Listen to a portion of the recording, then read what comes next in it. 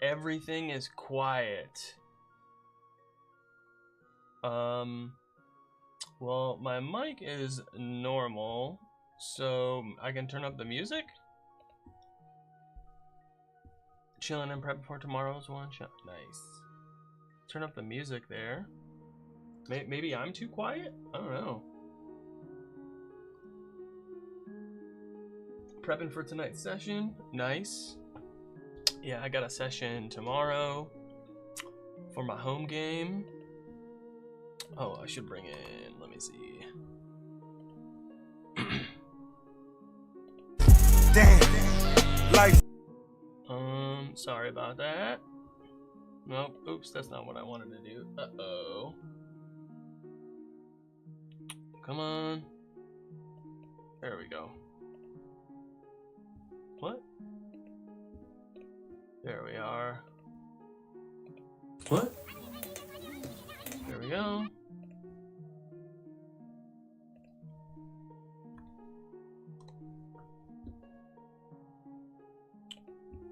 Cool. I already asked in Discord, but what was the token maker you used? The Chapaku one? Are you talking about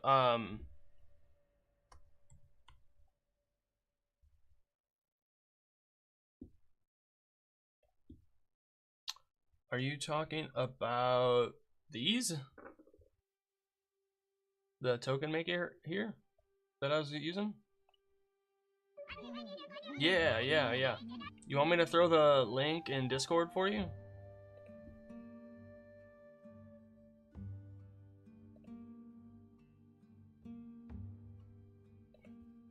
Bum bum bum.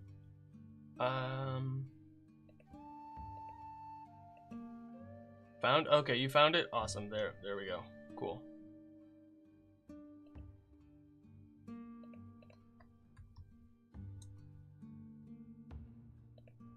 It's all that matters. You found it. Great. Yeah. And then I need to...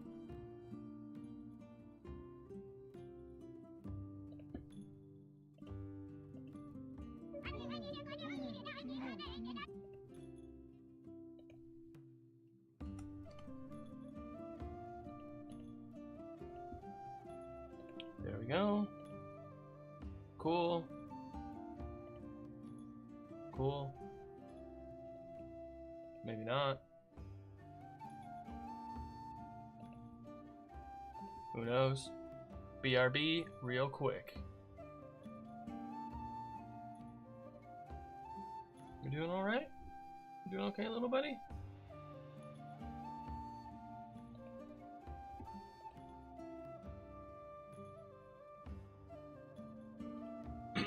Okay. That's good.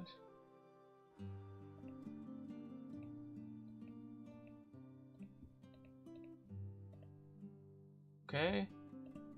Well, man, I guess I'm just gonna get started.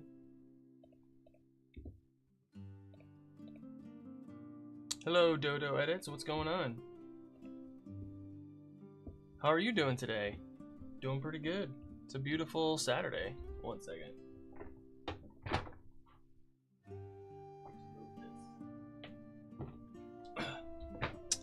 There we go.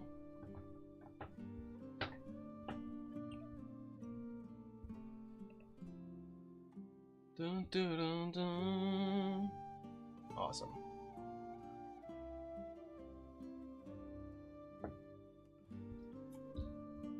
So, yeah, welcome to Inspiration Points. Thank you all for stopping by and hanging out with me today. We're going to be taking a look at the Obojima book a little bit more later on, but first, going to talk about a couple of things. I recently did an interview with Talking XP, and I posted the whole edit over on YouTube, so I highly recommend y'all going to check that out. Let me see.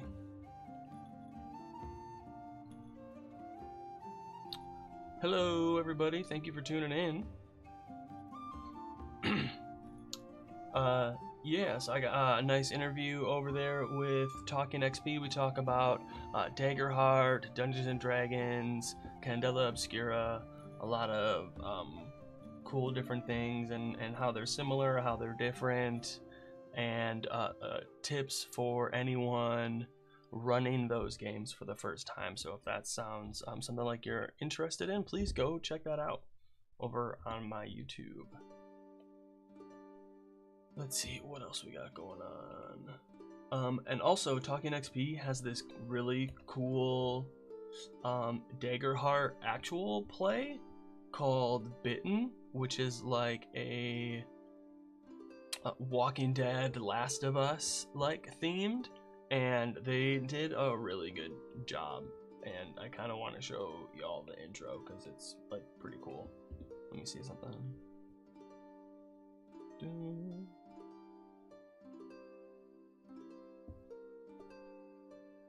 Yeah, alright, let's check this out really quick.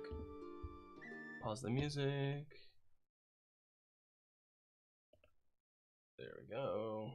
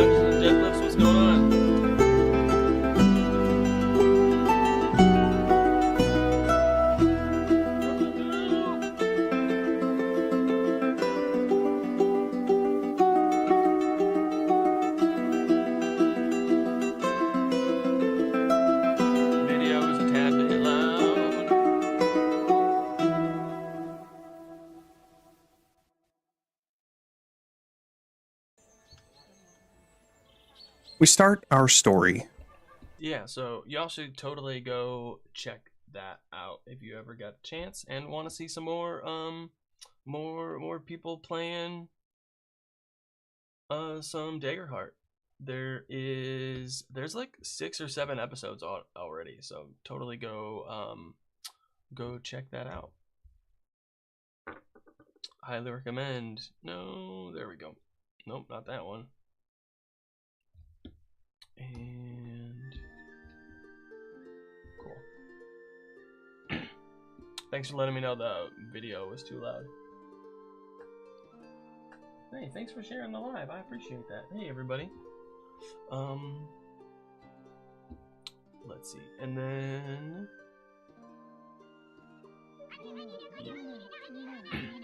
making Gloam Sink Hunt based on Sandygast. Wow, those words, I don't know what any of those mean. Sounds interesting though.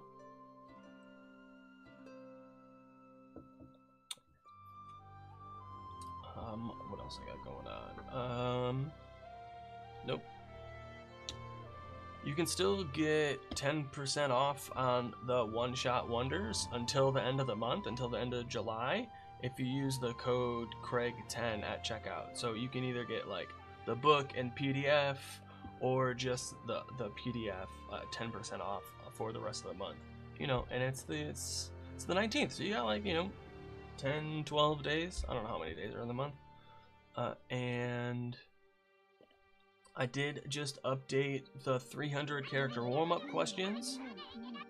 with a new cover by Dean Spencer, who did all the art here for these three. I picked art from him for these, and Dean Spencer did this one too. Makes some really good art. Definitely go check him out on I think DriveThru and their website also.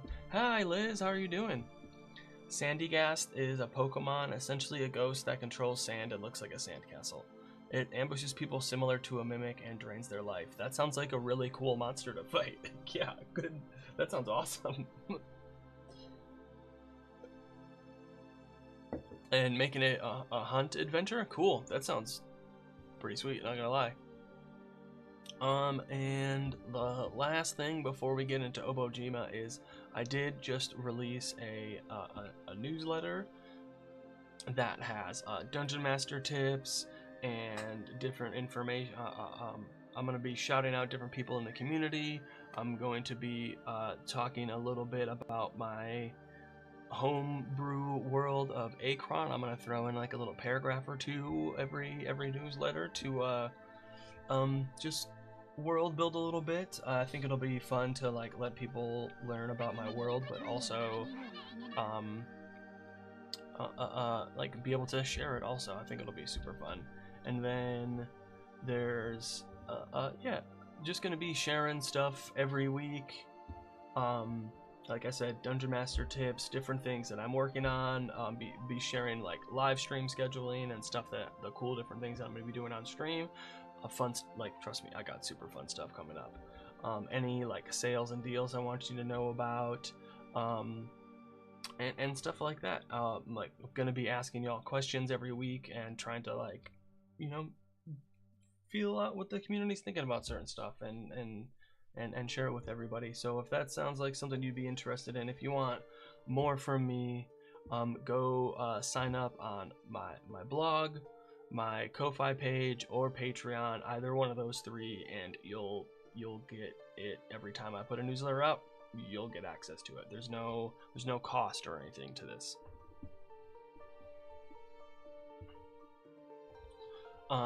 However, if you do become a paying member on Ko-Fi or Patreon, I will homebrew you a monster or a magic item. Every member of the Patreon and Ko-Fi, I have homebrewed a monster or a magic item for them, and that is what is in the Weapons of Inspiration and the Monsters of Inspiration. These two downloads here contain all of and more stuff that I've made for myself and for you, but also the ones that I make for the community also go in here. So if you want to see some of the stuff that I made for the community, if you want to see some of the stuff that I made for myself, go check out the Weapons of Inspiration, check out the Monsters of Inspiration, and all these other free downloads that I have over on my Ko-Fi shop. Like, there's just there's look at all this stuff. There's so many. The initiative tracker, the dice label table. This is great for new players. Monster stats for CR by CR. Like, this is a great way to start if you need help getting started homebrewing your own monster. This is a great way to begin. A quick little Goblin on the Road. It's a 15-minute, 20-minute adventure you can run for your friend who's never played D&D before. You don't even need dice. It's super simple, super fun, and yeah, go check it out. Yeah, thanks for joining me today. Appreciate you all. It's gonna be a good Saturday. I'm really excited. Yeah, this art here too is by Dean Spencer. He does some really good stuff. You should go check him out. Highly recommend. Making it a 5 or 12 level 5 or 12 hunt. Also taking inspiration from the gazebo from Munchkin. Yeah, that sounds great. That sounds pretty good. I think I would enjoy that. Okay. Cool. Awesome. Sweet. Now, was there anything else I wanted to go over? Oh, yeah. The RPG Mega Bundle. Oh my god.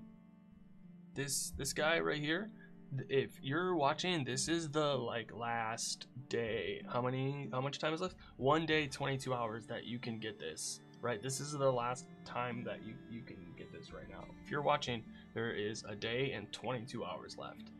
Okay? If you're watching, there's a day and 22 hours left to get this. Less now if you're seeing this, but it's like $40 gets you over 50 tabletop PDFs. Like, you could play for the rest of your life with all of these things. It's amazing. Avatar, Transformers, Warhammer, Apocalypse World, Mazes, Cthulhu, Dragonbane, Witcher, Savage Worlds, Rifts, Cobalt Ate My Baby, like all Masks, Vaesen, Power Rangers, all of these. There's so many games. Doctor Who, like definitely go if you can get this. Go get it ASAP ski. It's for $15 you get 19 things. But I mean at $40 it's such a bargain. You know what I mean? All right. Now, it is time for some obojima. I'm really excited. This is such a cool like setting and book. I really want to run some stuff in here one day. I think that'll be super fun. Oh, I need to. That's one thing I didn't do. Let me see. I didn't share that I'm live over on Threads, so I'm going to. Dagger heart, dagger heart, dagger heart. Let me see. If you're scrolling and you love Gens and Dragons, stop by my live stream and say hello. You don't. Come on. You don't have to follow. You don't have to lurk. But if you just say hi, it'll make my day. Link in the comments.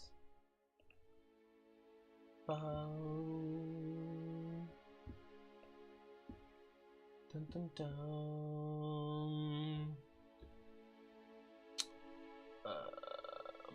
No, come on.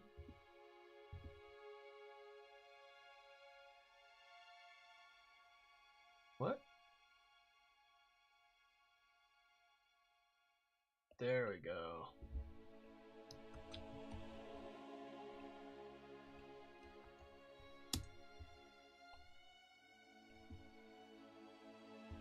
Awesome. Cool. All right. It ambushes people similar to him. Hey, Haley Edits. Hi, how are you doing today? Thanks for stopping in. Hi, thank you. I appreciate that so much. Yay. Okay. Bam. All right. Looks like we are all good. Okay, so obojima. This one right here. Oh, got dad botted. Nice. Haha. Obojima right here. This cool book, like Zelda Ghibli inspired. It's some really cool. Let me just do the yeah. Like, this is such a cool book. So yeah, we're going to take a look at some more of the locations. Whoa! Yep, we're gonna be totally taking a look at this. I don't know when, but we'll get to it maybe today. That's such a cool image. Wow. It's this like dragon looking over its hoard of like swords and clay pots and skulls and rocks. Like, this is that is so cool. Oh man, you can, I'm sorry, TikTok, but you know, hey, you should join me over on Twitch and YouTube if you want to see the whole thing. How cool is that? But yeah, this is a D&D setting for called Obojima. Man, nice and thick. 364 pages. Got a couple adventures in it too. Yeah, take a look at that. Giant jellyfish. Ooh la la. Yeah, no, it's super cool. And you can get it as a PDF too. That's what I'm looking at on where are we? That's what we're looking at right here. Is the PDF of it. No. Can I make that smaller? Probably not. Oh well. But yeah, so that's what we're looking at on today.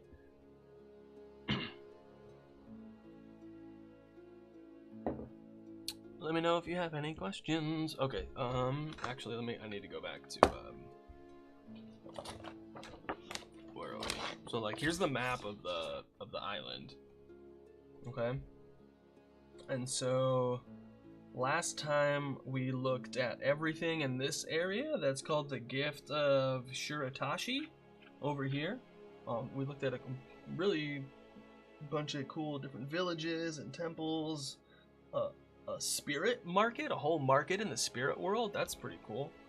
But today it looks like we're going to be checking out the land of hot water that is up over here. Between Mount Arbora, which is this mountain here, between Mount Arbora's northern and eastern slopes and the sea lies the land of hot water. This arid expanse is dotted with natural hot springs, boiling pools, towering geysers, with mineral-rich earth painting the landscape in vivid reds and yellows. The inhabitants here have forged a unique culture that combines industry with relaxation.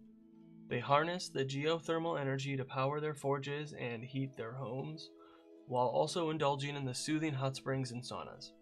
Recently, a fascination with flight has surged among their inventive tinkerers who draw inspiration from the soaring birds, geysers, and thermal updrafts to craft all manner of flying machines. The coastal waters around the land of hot water are warmed by underwater vents, creating a haven for exotic marine life from glowing fish to fearsome sea serpents. The people regard these creatures with both awe and caution, respect for the land's volatile nature. The residents of this region have a worldview shaped by the destruction and life-giving forces of this environment, which results in them often seeing things in a more dualistic fashion. Yet another way, this fiery mountainous land shapes the art and philosophy of those who live within it. So they got these wandering encounters, and not all of them are like combat encounters, which is good, you know? Geyser eruption, ooh, a soothing hot springs, a sky salamander, whoa, a giant koi scale, that sounds cool. Sounds pretty cool to me.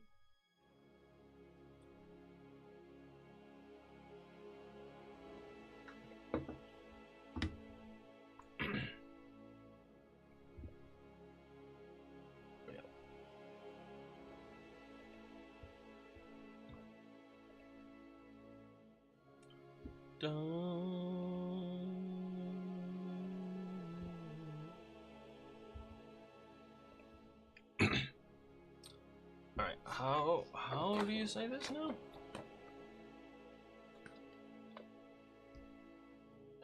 Chisway's Tea House? Is that? So wait, where are we? The land of hot water? So it's like right on a river there or something? Or like cliffs maybe? When the following moss pot path up into the hills of Mount Arbora, you'll arrive at Chisway's Tea House, whose products are an Obojiman staple run by the charismatic and eclectic tea master of the same name. Chisway's Tea House is fairly well known throughout Obojima. That's cool. Just harvested a nice big zucchini from the garden? There's not a show off your garden channel. Food? Just off topic. Yeah, we got tomatoes and cucumbers recently. My roommate made some Mexican rice with the tomatoes. So good. It was like really good. I was like, wait, what? It was excellent. Tea house interior. As Chisway says, water is the soul of the tea. A clear stream running next to the tea house. That's awesome. The tea house and its service. How you play Chisway and his Oni nature can be done in a number of ways. Oh, yo, spoilers, y'all. A dashing scamp. You can play Chisway as a good guy whose Oni nature is more mischievous and naughty than dangerous and evil. Or Dr. Jekyll and Mr. Hyde. You can make Chisway kind at heart, trying his best to keep his Oni nature under wraps. But every now and then it slips out. Crazy. A slender, dashing Oni sorcerer who spent over a decade earning his title of Tea Master. When he isn't tending to customers or going over his inventory, Chisway can be found tending to his expansive herb garden and tea plants. Alright. Chisway seems to befriend everyone who is anyone on the island. One of his favorite referrals is the herbalist healer Adira, who runs the apothecary at Hogstone Hot Springs. Okay. Alright. Ba-ba-bum. Whoa, his older brother Hakuman. Okay. Migo the Spirit is a companion spirit who helps Chisway run the tea house. Migo can produce up to 6 arms that stretch and contract from his cylindrical torso. That's awesome. Migo doesn't speak but nods or uses sign language that only Chisway seems to comprehend. Migo can also tell when Chisway is grappling with his Oni side and is quick to help. Indigo and the Fossa Helpers. Chisway's serving staff are a group of awakened Fossa that Chisway discovered wandering the mountainside several years ago. Oh my god, this is adorable. Okay. Ooh, there's an old ramen shop. Room of Repose.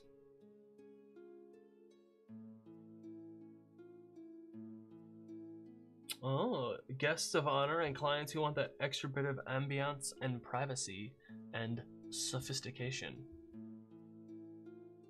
Ooh, patisserie delights? Pastries from choux to phyllo to puff and short crust every morning. The counter is covered with an exquisite array of petit fours, croissants, eclairs, tarts, and strudels. But the one that people come from all over to sample is a flavor of happy joy cake that is only served here. Chisway's Elegant Tea Cake. Chisway is very proud of this honor and cannot help but find a casual way to bring up his friendship with the renowned cake maker and creator of the Happy Joy Cake, Master Who. That's awesome. The Green Teapot. Okay.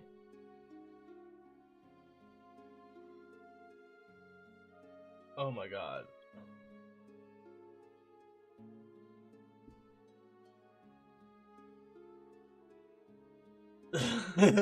Oh my god, that's such a funny adventure. I can't read it out loud. If you can read the screen, you read it, but this is hilarious. Strange brew. Magically sealed lockbox. Nightmare tea. Whoa. Loses. Whoa. Wait, what? Shared it in food, being held by my adult son for comparison. Smart.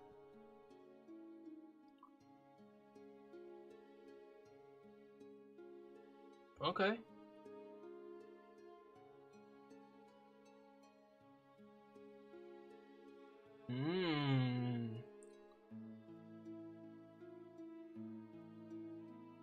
Okay, cool. Hakuman, Chisui and Hakuman are related. That's interesting.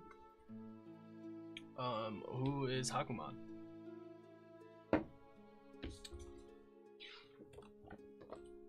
Dun, dun, dun, dun, dun. That is in the Brackwater Wetlands. Okay, well, we'll get to it when we get to it. Coastal Divers Lodge, the Mariners Guild, operates out of Pelican's Nest Lighthouse. That's cool. Whoa. Okay. The Clintock family. Captain Clintock, his wife Kara, and their 2 daughters.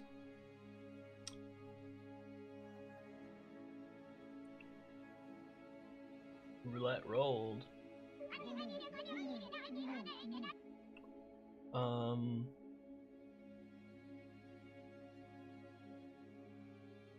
The art is so good. That's why I have to show it off. Hello. It's like too good. So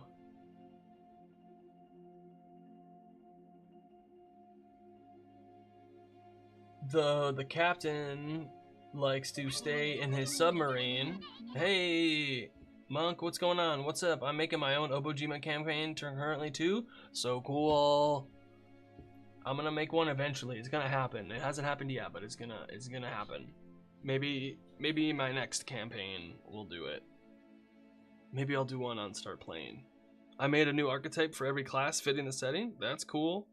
Subclass or background.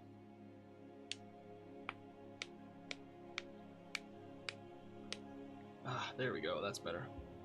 Subclass. Nice. That's pretty cool. The northern branch of the Mariners Guild is the best place to get outfitted for anyone interested in venturing beneath the sea, as Holly is eager to have folks test out her experimental gear. The lodge makes a good home base for seagoing adventures. In fact, it is featured in one of the adventures in the book. The lodge is most closely linked to the southern branch of the Mariners Guild and the nearby Sky Kite Valley. That's, man, I love how they tell you what this goes with, you know? The art is just so cool. I like how there's like graffiti and stuff. Points of interest. Holly's workshop. Kara's studio. Oh, the Clintock collection. Features things pulled up from the sea on the many voyages of the Pointeur. A few noteworthy pieces include a mysterious fish skull, an enormous sword far too big for any person to carry, and the dorsal fin of the original Pointeur.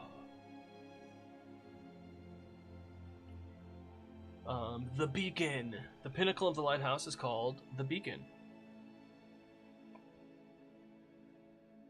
Marcel can often be found up here looking after the lamp. In addition to signaling ships, the light is also used to alert Sky Kite if any of the lodge's residents spot fish folk raiders heading towards the town. That's nice. Crumbling structures just outside the lighthouse are a handful of partially built stone buildings. The efforts were abandoned, and the structures have been taken over by crabs. Awesome. Every once in a while, spirits will appear, and they wrestle for days, growing. That sounds awesome. Pixie boat. Oh, there's a charming houseboat that's run aground. It's swarming with pixies. The boat has the name Spellbound painted on the stern. Okay.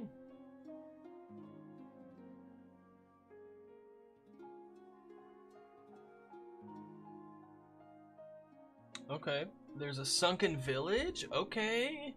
And it's in one of the adventures. Cool, cool, cool. Feeling it. Adventure Hook's supply run of Kaiskite. What, a sky kite? Did I say kai skite? I don't know, that's kind of a cool name too, though. Oh well. Supply run in Sky Kite. Sky Kite Valley has been overrun with teams of aeronauts who are snatching up the materials. Blah blah blah, she's getting desperate, yada yada yada. Mission to toggle. Cool. Go to the town of Toggle, fish folk exiles. Whoa. Oh, some fish folk were exiled and now they're being extra aggressive? That's kind of lame. Oh, you keep mentioning that adventure, my guy. Should we go check out this adventure they keep talking about? Should we go look at it? What do you think?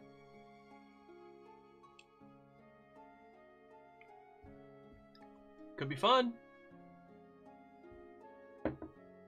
Could be fun.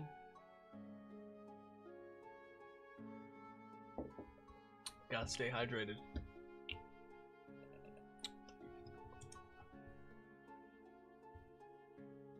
Come on.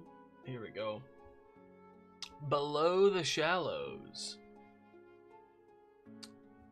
The adventurers are called to help a young boy recover his grandfather's kite plane, which was hijacked by fish folk and crashed into the shallows. The adventurers must dive to the ocean floor, explore a mysterious sunken town, find the kite plane, and then bargain, or fight, with a host of fish folk pirates before returning to the young boy before his grandfather finds out. Sounds kind of fun, actually. Ooh, 4th level adventure. Sounds nice. The inciting incident doesn't actually occur until later in this chapter.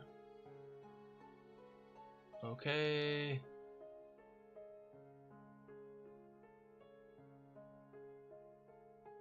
Okay, whatever the reason. They're on the dirt road, and they get attacked by harpies.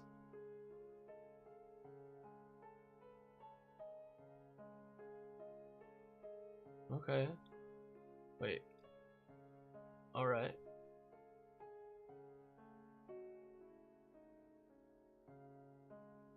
Try to intimidate them to hand over their a noise comes from overhead. Okay. Whoa. What? Combat potions? Okay, so they fly. These guys. Oh my god, this is great. I like this a lot. They fly over, dropping fire bombs on these harpies that attack you.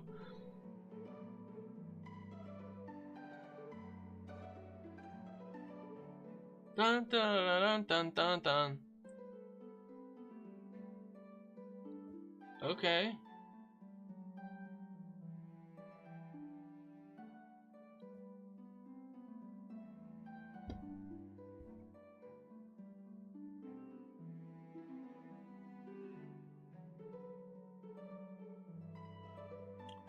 So you have a dinner party with them.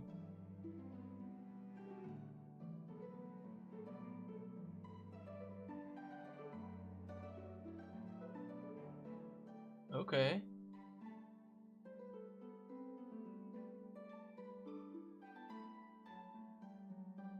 Dun dun dun. Thieves preparing for the mission. Coastal Divers Lodge, the sunken town. Potion of water breathing. Diving armor. Goat skin balloons.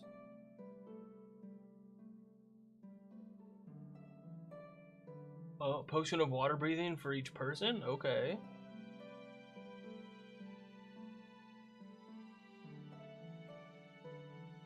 Diving in the shallows.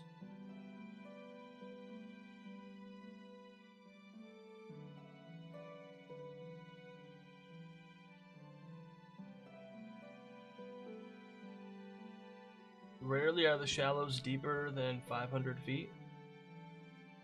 To sink in salt water.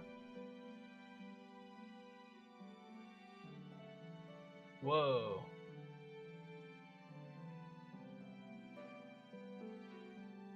Okay, if you can make the experience of being underwater as much part of your game as you want.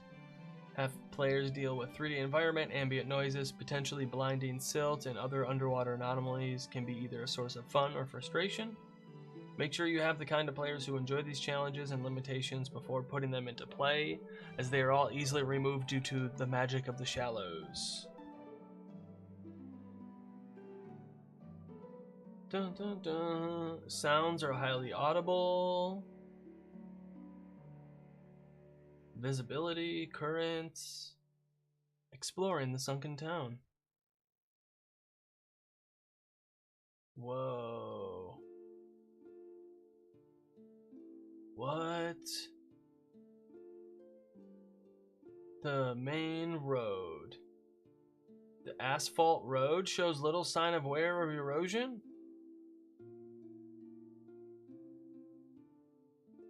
What? There's a train car?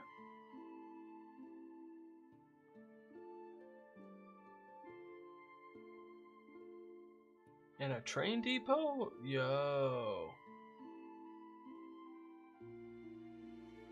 Train station, stores, lockers. Okay. Sunken suitcase. Blowbelly pufferfish. Oh. Have you tried any other RPGs besides D&D? Yeah, I've ran Shadow Dark before. That was really fun. Hey, Night Viper, thank you so much for the follow. Let's go. I've played Shadow Dark. I've played I'm in an actual play for Candela Obscura. I'm in an actual play for a game called Sagas, which is we got nominated for what's it called? For a crit award for best setting description, and for what's it called?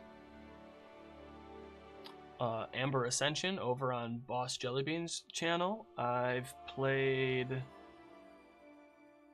what was it called?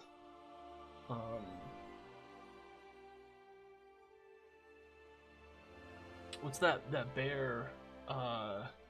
Just Use Bears? No, what's it called?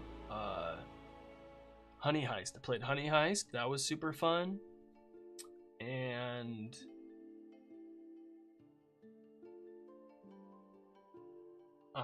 what else have I played? Also, I got a bunch of other books too. After my current D&D system game, interested in Fallout? That sounds cool. Yeah, Fallout does look interesting.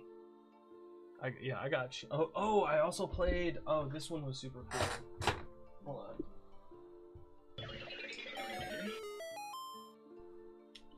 Hey Malcolm, thank you so much for the follow. Let's go. Stars to you. This one here is Stoneburner. Dwarves in space fighting demons. So like that's super fun. Hey Malcolm, thank you so much for stopping by. Like, yeah, totally. Hold on, let me check this out. Where are we? Oh no, I should just do.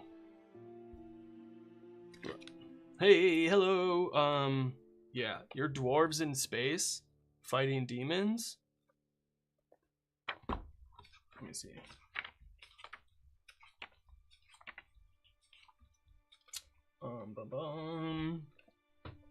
The universe of Stoneburner. The universe is large, but the human core, the dwarven houses, and the elfic clans are at the center of it all. All fantasy cultures have populated the galaxies using spaceships powered by dwarven-engineered FTL engines. There are people from all backgrounds in each core, city, ship, house, space station, corporation, clan, mine settlement, and haven. The social center of the universe revolves around the planet-wide city of Hammerside. Each district, city, planet system, and space station has its own laws and customs, and this makes every destination unique and exciting. There are orcs, goblins, trolls, fays, centaurs, gnomes, undead, dragons, ghosts, and any other fantasy culture you can think of. There are huge corporations, looking at every opportunity to turn a profit. Nothing will get in their way. There are pirates, bounty hunters, criminals, outlaws, rebels, and more. The galaxy is too big to keep an eye on everyone. Technology is advanced, but often intertwined with the arcane. This will look glossy and high-tech on some worlds, rusted and old on others. Magic is mystical, powerful, consequential, and most importantly, unpredictable. There are other realities, and it is possible to traverse from this one to another by means of dangerous portals, rituals, and spells. The world of Stoneburner is complex, political, and dynamic. Anything is possible. Play to find out what happens next. Stoneburner. Yeah, so it's pretty cool. Like, check out this. Look at that. Look at this image, bro. How cool is this? Got obojima. Need to sink my teeth into it. Yeah, I feel it. That's why I've been looking at it on stream, because I want to sink my teeth into it a little bit, because it looks. I really want to run some adventures in it. So there's 5 steps to building a character. Choose a kit. Build a first name, build a last name, pick your pronouns, refine your details. So the kits are the different classes. There's like all these different tables for your character, and here's one of the classes, the Stanchion. Check that out. The Stanchion, which is like a guardian type. We have the Sounder, which is a hunter type.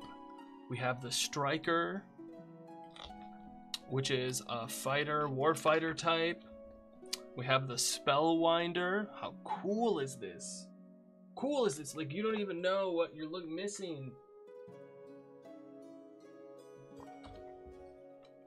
Which is a spellcaster, a runecaster. The Sinker. Check it. This is the character that I played in the actual play.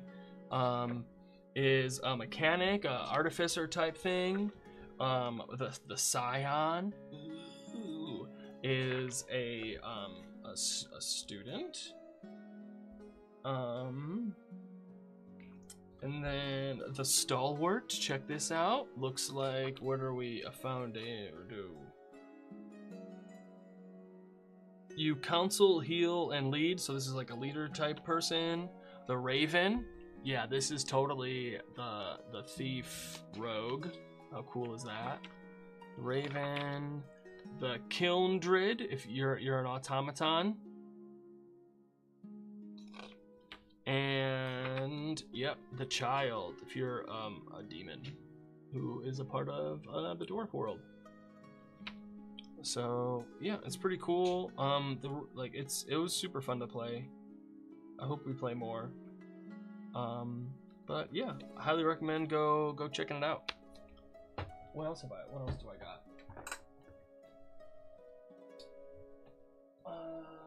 Ooh, I got this.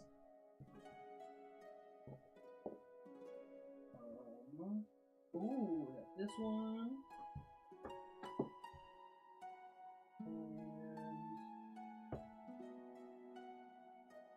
And there we go. Really want to. Oh, this. Was it this one? I think so. That's all Shadow Dark stuff.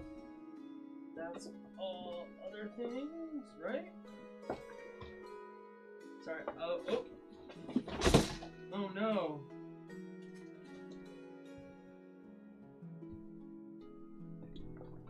Did y'all hear that?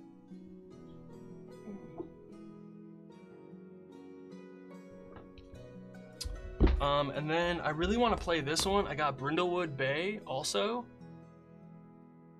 This game looks cool. Where you play old grandmas investigating stuff. And then I got Root, because who doesn't want to play woodland creature adventures? Like, this looks, oh my god, that's such a great image. This looks super fun. And then I got this game. This one is Tiny Fables. This one is specifically for, I want to play an old grandma. Yeah, that's what I'm saying. It's essentially what's it called? What's the old grandma show? It's like Golden Girls solving mysteries. It's Golden Girls and Murder, She Wrote. But so this is a an adventure. Yeah, I saw the one from Buff. Yep. This is like an adventure setting specifically for Mouse Ritter. This one looks so cool. Dun, dun, dun, dun, dun. Hey, Buff DM, did you get yours in the Kickstarter? Dun, dun. But yeah, I really want to run this one. We got ads coming up in a minute, and I'm gonna take a break when that happens. But I really want to run this too. Like, check this out, man. There's a little bookmark. Like, it came with maps. Like, look at this. Look how cool this is.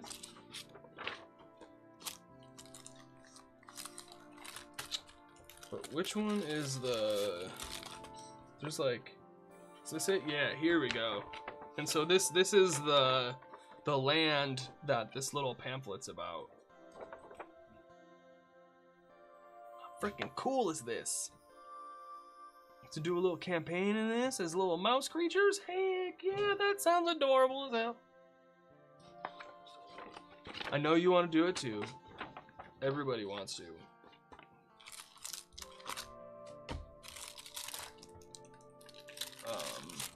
But this one will probably be run in person because I have all of this stuff for it. You know? You understand. I said be ba ba ba da boom, ba da ba ba ba. Cool. But yeah, that was a good question. Yep, ads are gonna be in a minute. I want to take a break shortly. I need to go back to what page I was on. Yeah, okay. So then when we come back, we'll take a look at the Hogstone Hot Springs. Man, oh, look at this art, bro. Wow, okay, cool. Let's, yeah, like I said, I'm gonna take a break right now. We'll be back in a few minutes. Thank you, everybody, for hanging out. Appreciate you.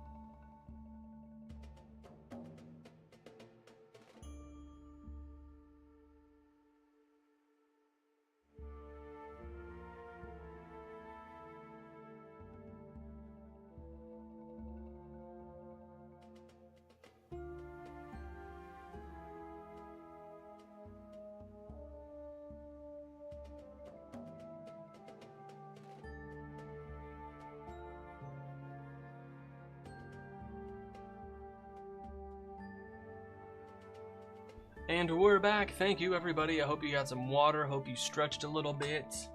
I did. Appreciate you stopping by. Let's get back to it. Let me see. No. There we go. Dun dun. Awesome. Everything is good. Everything is good. We're back. Dinosaur story. Thank you all so much for stopping by and hanging out. Let's get it. Let's get with it. Stay hydrated, y'all.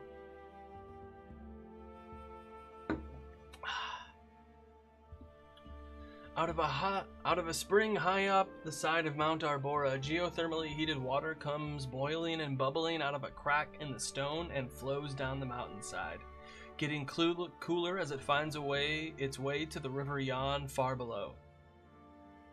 Legend has it that the great river spirit known as Yann would sometimes take on the form of a giant boar and bathe in the hot spring, scratching his bristles on the large stones. Aww. Because of this legend, the ancient Druids called this place Hogstone. That's pretty cool.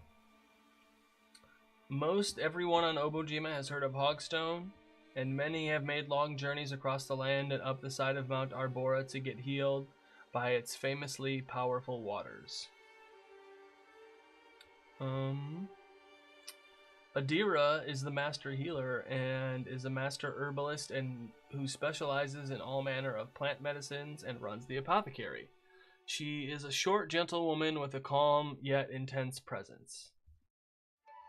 Mocha is Adira's companion spirit who helps Adira with her patience and enjoys being in the guise of a small pig. Usually Mocha is happy to just be a pig and provide a cuddly creature for patients to pet during their time at the apothecary. If Adira is ever needed of an assistant with thumbs, Mocha can begrudgingly take on the form of a large anthropomorphic pig person. Like this? That's so funny. New character, an orc sailor wizard. Yeah, that sounds about right. I mean, those like, yeah. That they have some more points to spend in that point buy right there. You know what I'm saying? Like, come on. Well, what's up, dude? What's up with this guy?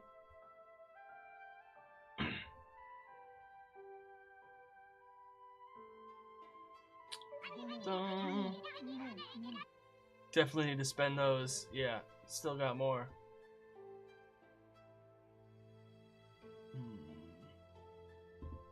Let me see some little ones. No.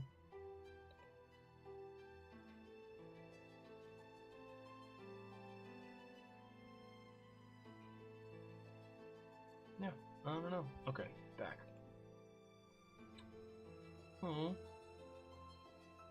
Jola Everbreeze is a human bard who specializes in what he calls the numerous groove. I know we're talking about the pig, but check out that sick eyeball staff. Yeah, no, it's super cool.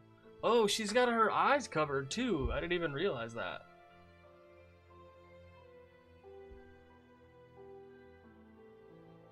Okay, many members of the courier brigade can be found here soaking off the weariness of riding many miles delivering goods. If their path takes them close to Hogstone, they are sure to stop by and get recharged by the hot springs and chanting waters, as the extra trip is always worth it. Oh, that's so nice. The Druid's Bath. 3 specialty pools. Anyone can use them at any time, but signs clearly say they are for healing only. The Emerald Pool is capable of mending wounds and curing ailments. Every 10 minutes, a creature spends soaking here heals them 1 hit point. If an adventurer spends more than 30 minutes in the pool, its magic ends any disease that is afflicting them and cures any poison. Alright. The Amber Pool can bring vitality back into the weariest of bones. Staying in the pool for 30 minutes or more can remove all levels of exhaustion, and its magic ends paralyzed and petrified conditions. Holy cow. The Azure Pool has been calms the mind and soothes the spirits. If you bathe 30 minutes or more, you recover all spent spell slots of 3rd level or lower. Whoa, wow, that's wild. So along with, oh, there's an apothecary. Do. All right. Oh, there's an examination room if anything is crazy. Adventure hooks, mysterious ailment.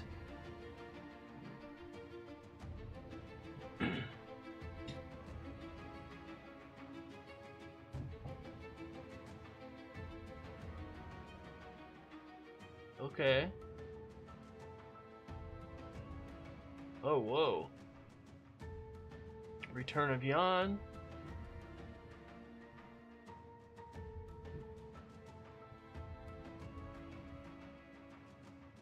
Okay, okay. That looks like a fun place to be.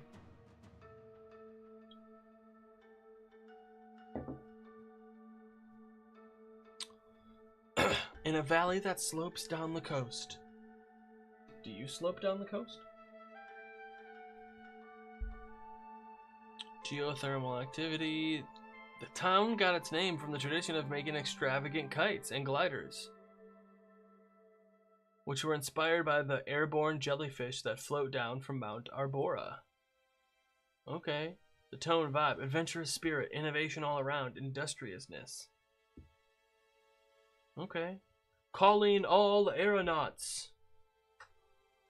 Kite families. Sky Kite Valley today.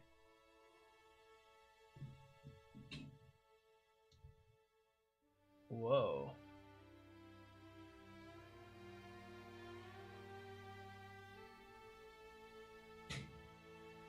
What?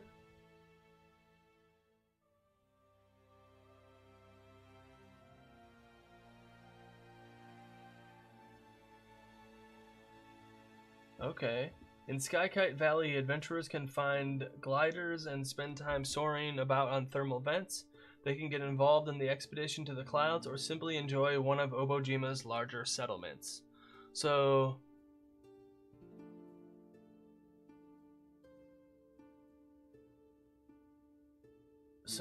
there's like a race to make a glider that goes super high up to meet to go to the Sky King.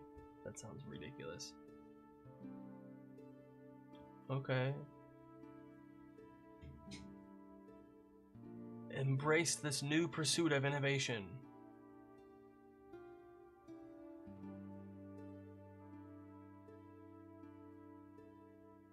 The simmering conflict often plays out in the town council.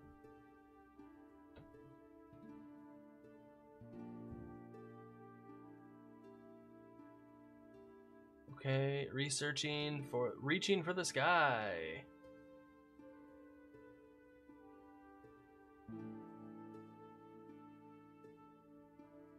Airborne dangers. Floating jellyfish, hammer gulls, threats from the sea. Rock rally. Rock is the aeronaut. Head in the clouds. Excitement is infectious, and he's always sharing stories of past expeditions or talking about the next one. He has an easy charm, quick to address strangers as friend.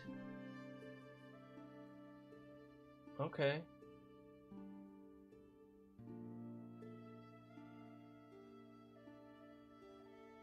Rock is more than okay. Counselor Jiko, female human. I call it as I see it. This small serpentine spirit is drawn to creativity and the thrill of a breakthrough.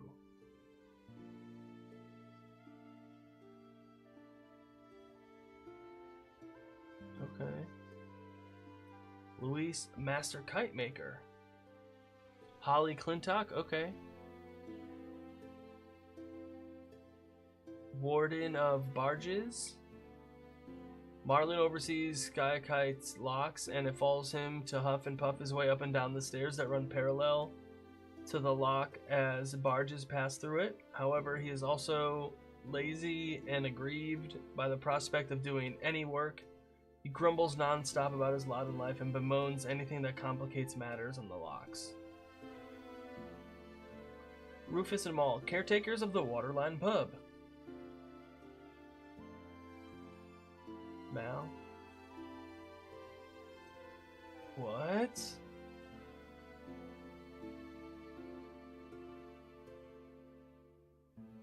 Couriers, base, the sun, even the local chapel, blah blah blah. Patchwork Robe Coven, which makes its headquarters in Skykite Valley, has a storefront in the Skyward. Where? Skykite Valley. Waterline Pub, Rocks Workshop, Embers, Kite Shop and Rentals, The Locks. Skykite is trisected into the south by multi-step locks that allow boats to bring cargo from the sea all the way up to the highest reaches of the Skyward. Okay. Occasionally, fish folk sneak into the locks and conduct raids in the town's interior. Okay, what? Oh, whoa, cool! I didn't even see that. Do you see that here? That's so cool. It has the levels. Oh, there's 2 of them to go up and down to deliver supplies up there. That's wild.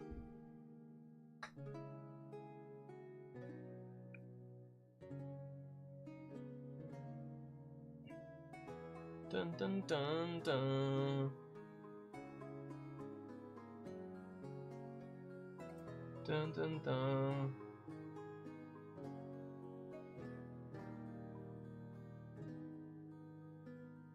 Okay.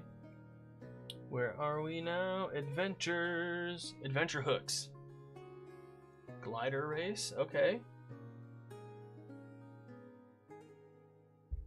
Glider race during the Kite Festival. All right.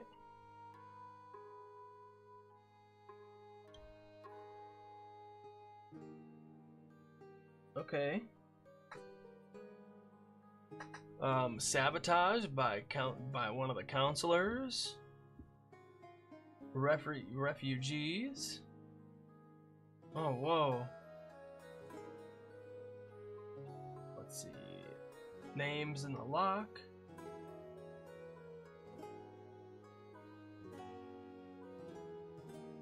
Okay.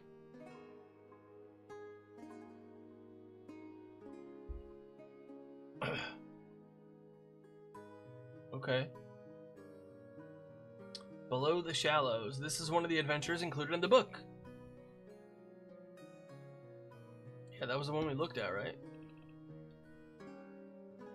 Yeah. That was the one we looked at. Oh, so that's the town. So that was haha 69. I promise I'm listening. I'm just also doing map prep, and thanks for tonight's session. No worries. Thank you. I appreciate it. Thanks everybody for stopping by, hanging out.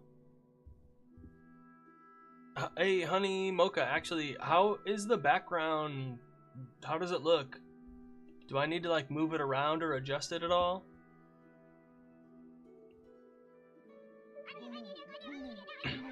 Gotta start biting, Dadbot. If only. If only. If only. Bee ba boo ba da boo. Love the background, looks great. Alright, cool. Could it be you? Oh, they're like building balloons and stuff. Whoa, that's hilarious. Okay, Mount Arbora. Check these out. Put these down here.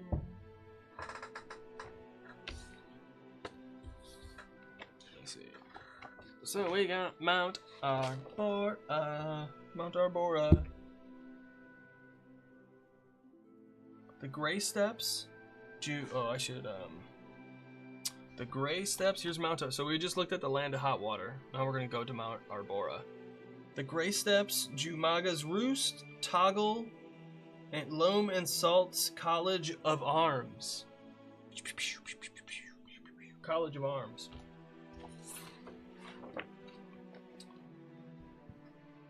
Bum. No. There we go. Explosions. Ba -ba -ba. Is the music too loud? Is my voice too quiet? Please let me know, because I can't always tell. You know what I'm saying?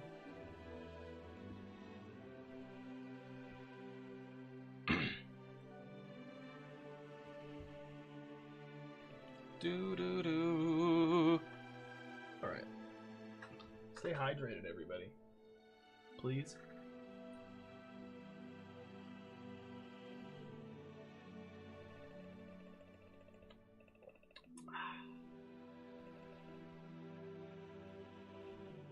Dope.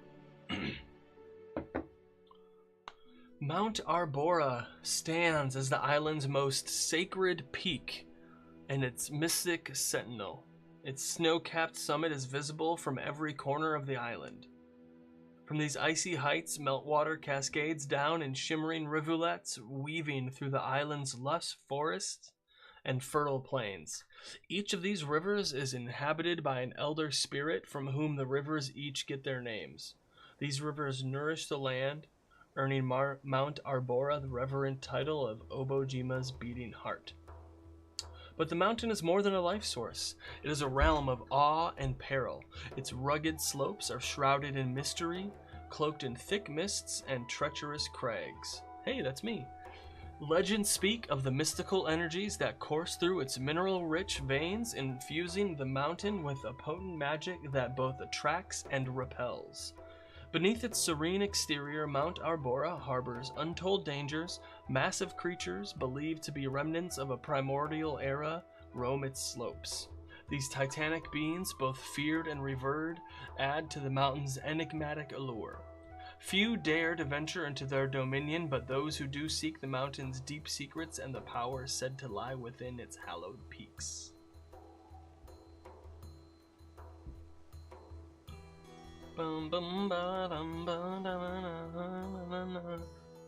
Sorry. Wandering encounters, pesky spirits, avalanche, ancient guardian, runic stone, treasure hunter, frozen clue,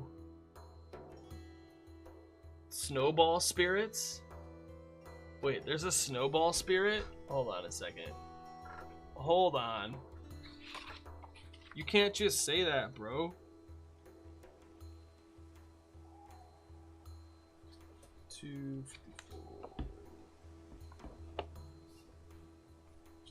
Creatures. Snowball spirit.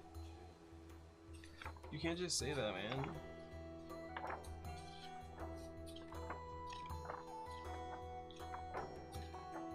The hunter, post light. Sky King. Oh, that's the Sky King! Oh, cool, this is the Sky King that we were talking about. Whoa, I thought it was just a...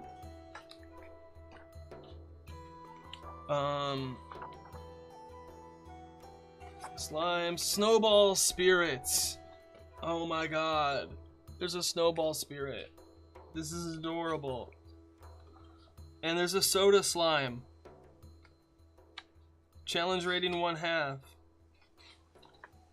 Snowball spirits. Medium swarm of tiny spirits. Challenge rating 4.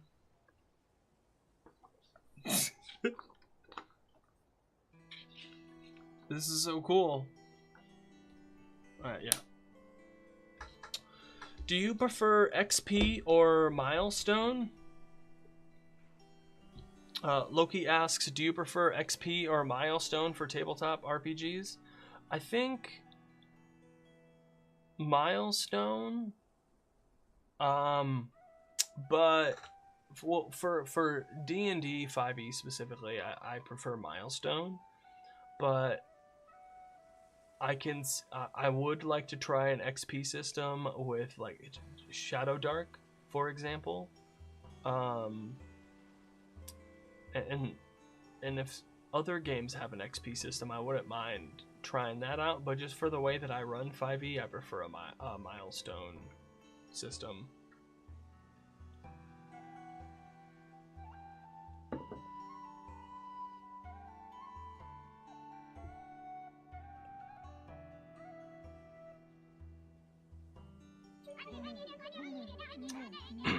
Why would depending on the system matter? I don't think it matters.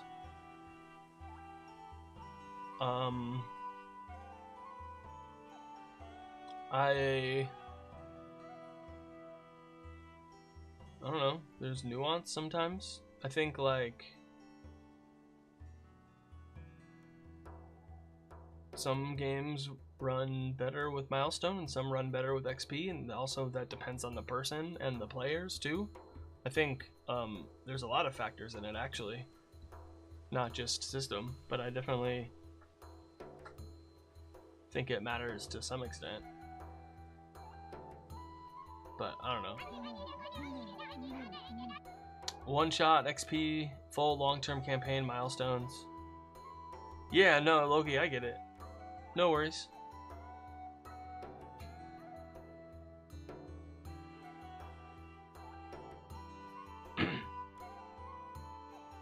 Okay, where are we? The Gray Steps of Mount Arbora.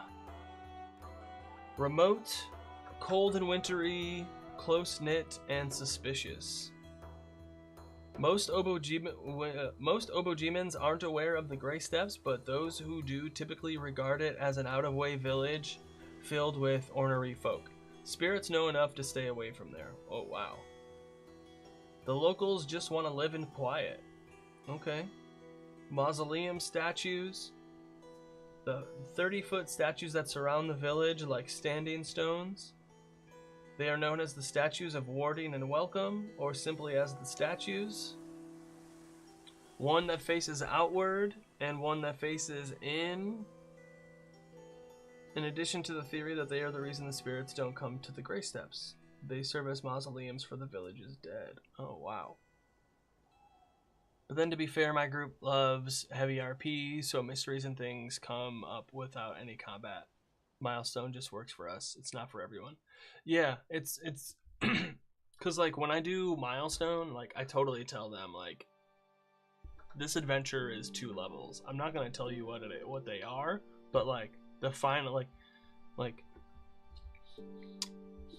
I'll and then, or if it's like 1 level, I'll say, okay, yeah, so you've accepted this quest. It's to go over, travel to this thing, do the thing, and come back and like report back and get, you know, like they don't get the level when they're there or like when they fight the bad guy.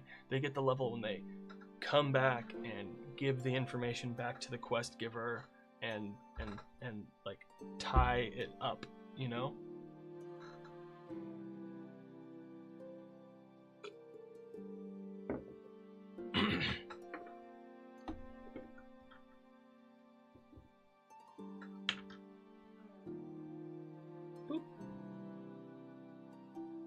But yeah, I feel that, Honey Mocha. It's not for everyone, but it works. It works for you. It works for me.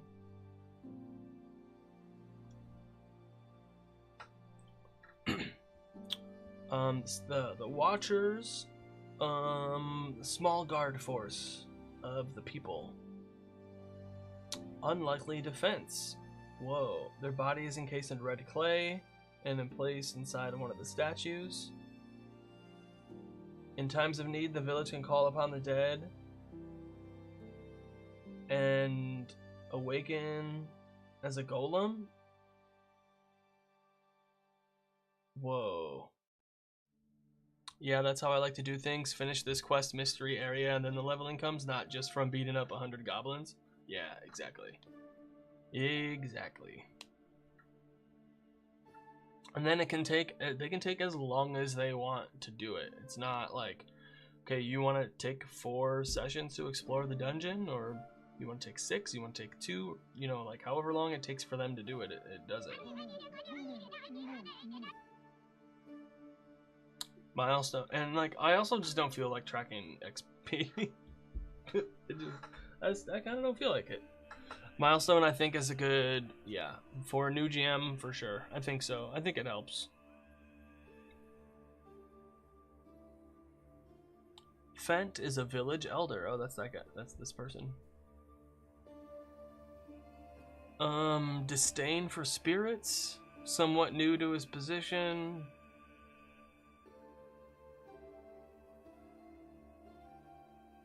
Whoa.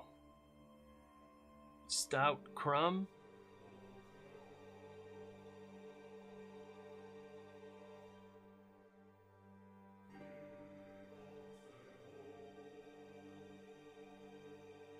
Oh no.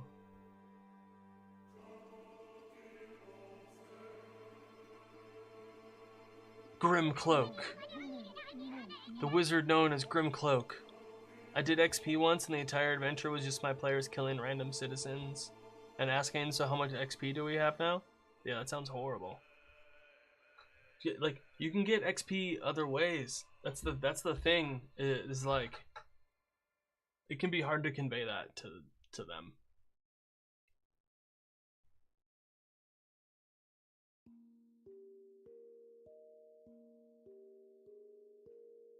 Grim Cloak as a disguise?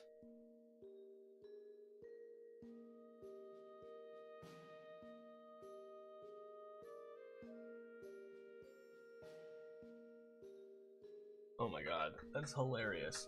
Grim Cloak. Patcher is the captain of the watch.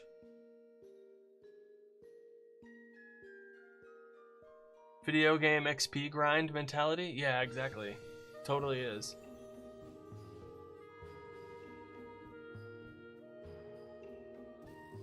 Approaching the village from the mountain stair, travelers must first pass through the Waygate. The tunnel was bored by Nakudama in the time of the monarchs. The tunnel is 120 feet long. Mergen's Tavern and Inn, the only tavern in the village, is crowded most nights with locals. The tavern keeper, affectionately called the king by locals, makes the baguettes himself each night.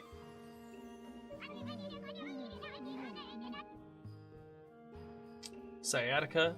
Oh, yep. Thank you. Thanks, Honey Mocha. Appreciate you. Sorry, I just like said that out loud. My bad. Hello.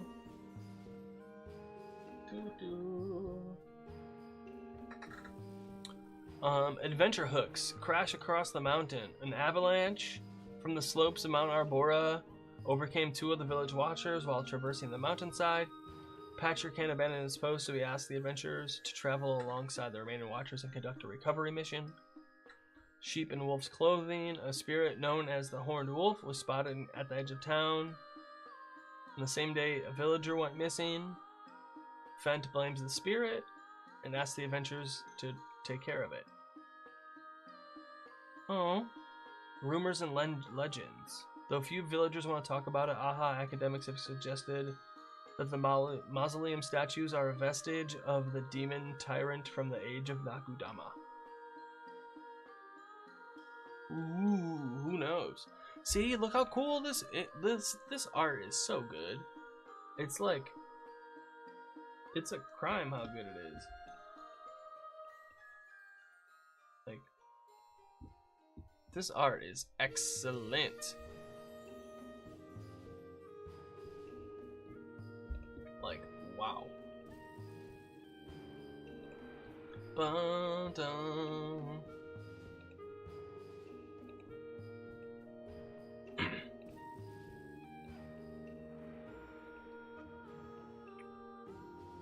Jumaga's Roost.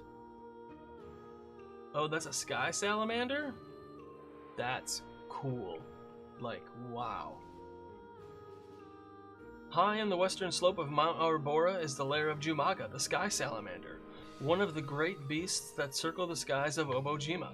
The sky salamander patrols its mountain territory and casts a shadow on any farmer who takes the risk to graze their cattle on the wide, verdant slopes of the great mountain. Although the slopes are the salamander's domain, it's a risk many are willing to take, as the grasses are said to contain the mountain's magic, making any cow, sheep, or goat that grazes there fat and happy. Okay, I feel it. Mystifying, grand, humbling. Okay. Offerings to the sky salamander. Dun dun dun. No evidence that the salamander takes their tokens into account.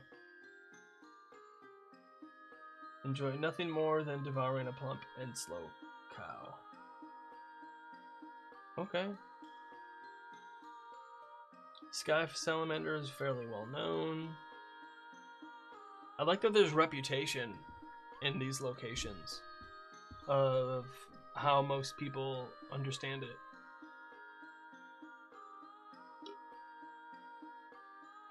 I should include that.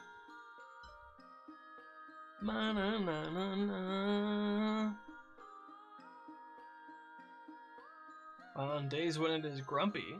Oh no.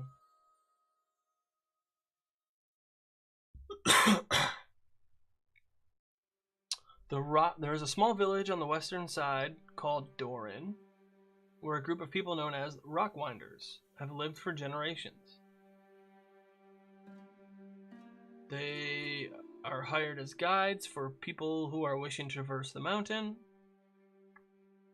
or those who wish to make the journey to the Ledge of Offering.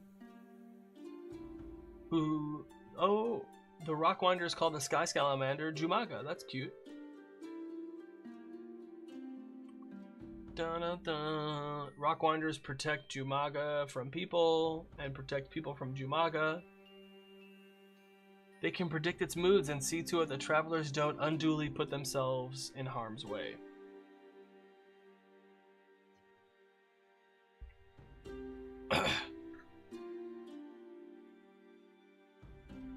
If you are able to speak with a spirit that is old enough, they may even recall the day Jumaga arrived on the island. It is very territorial. All right.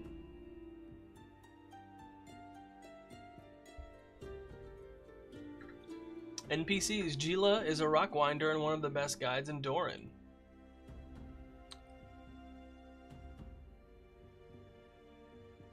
Gotten close enough to Jumaga to actually touch it? Because of this, she rarely talks about her experience. Okay, when he returned to the village several years later, he was met with open arms. He's now gained a less...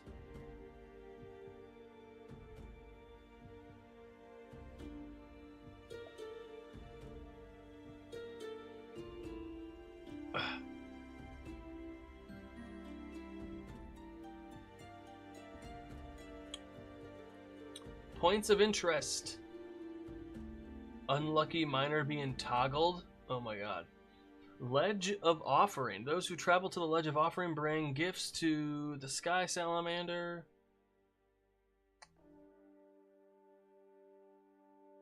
Gold flowers, trinkets. The ledge sees it all. The roost.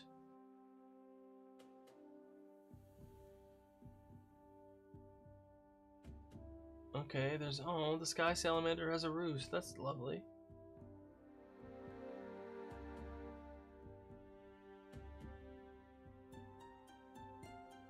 The village of Doran is called its western slopes, blah blah blah. Doran Plate?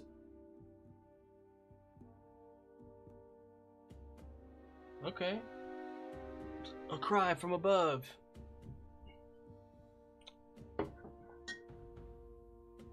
Oh no. Sky Salamander carries somebody off? Whoa.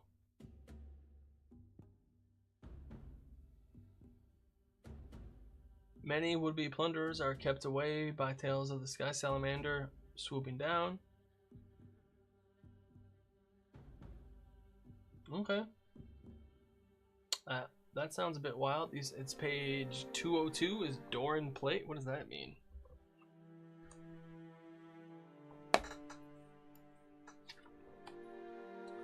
(202).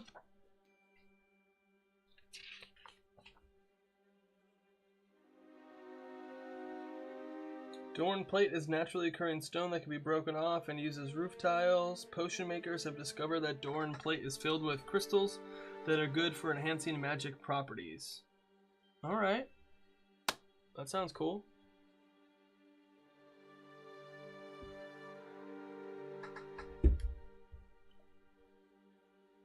Toggle, the steelwork town. Hey, HJ Calero, thanks for saying hi. I really appreciate that. That's amazing. Thank you so much. How are you doing today? Oh my god. Oh my god. Yeah, thank you. Appreciate you. Where'd we go? Stay hydrated, y'all. I'm curious, what's up?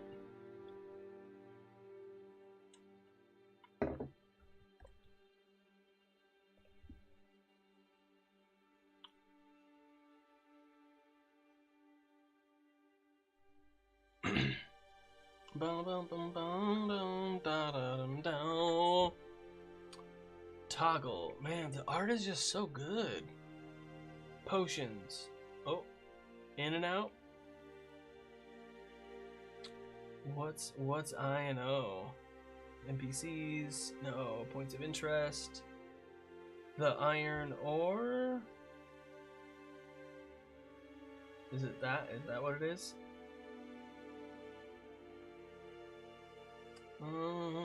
Maybe. Okay.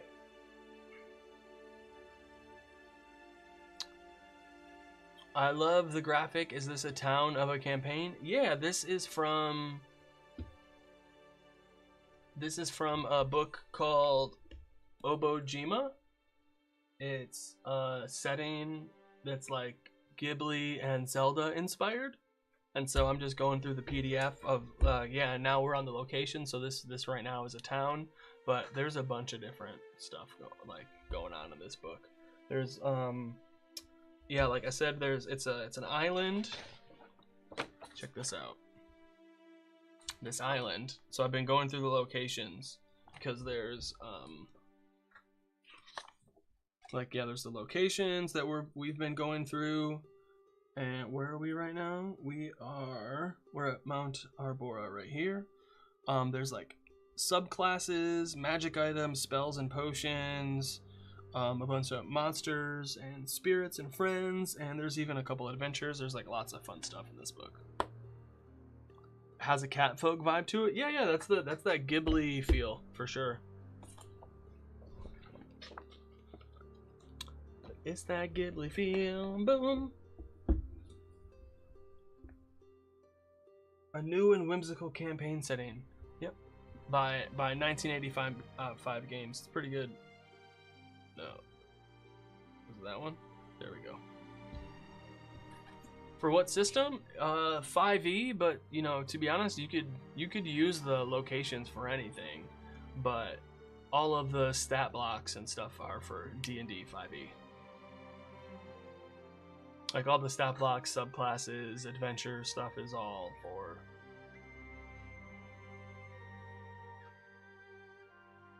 But the setting information you could easily use for anything, you know? On the eastern slope of Mount Arbora sits Toggle, a mining town built into the sides of a man-made canyon, dug out of the bedrock in the shape of a giant X over centuries of mining. The canyon mines have long since run dry, and the empty mine shafts were renovated so they could be occupied by the 200 or so people who currently call Toggle their home. Many of these occupants are miners who work all over the mountainside, but some occupants are merchants and artisans who set up their shops in the town center and serve the passing travelers and traders who come to Toggle. Hey, I'm a forever DM in 5e. Yeah, totally feel it. I run lots of 5e games. Play a little bit too. I got 2 campaigns going on right now that I'm running. But yeah, so it's a super fun. I highly recommend it. It's really good. So the tone vibe, close community, unique lifestyle, celebratory, and holds on to tradition. Man, they do a really good job. Is there a togglers, denizens? No, not a reputation. Okay. Sometimes there's like a reputation that it'll talk about, like what people like generally know of this area. It's pretty cool. And like the book is just like these pages are nice and thick. There's each one of the there's so much art. Each one of the new potions, there's like 100 potions. And there's a crafting system. Everything's got its own art. Oh my god, you can't even see this. Everything has its own art. Like all of these. Like check that out. How cool is this? I love it. I love it so much. A bunch of new spells. Like every magic item has a. So essentially, it's like Studio Ghibli, Zelda, and like the 80s. See, because there's a, like all in one. See, a guitar. There's a Game Boy. It's really cool. I would highly recommend taking a look at it.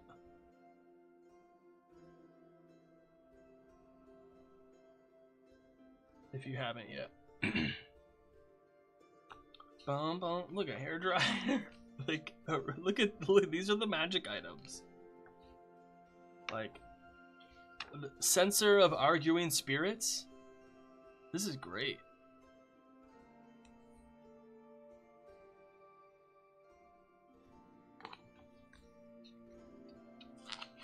Conseco bat. This baseball bat uses the statistics of a +1 warhammer. If a hostile creature misses you with a ranged spell attack while wielding this bat, you can use a reaction to redirect the attack at another creature you can see within 30 feet of you, using this weapon's attack bonus for the new attack roll. Once you use this property, you can't do so again until the next dawn. Yes, please. That sounds awesome. I want that. I want to give this to my players. This is amazing. This is perfect. This is the best.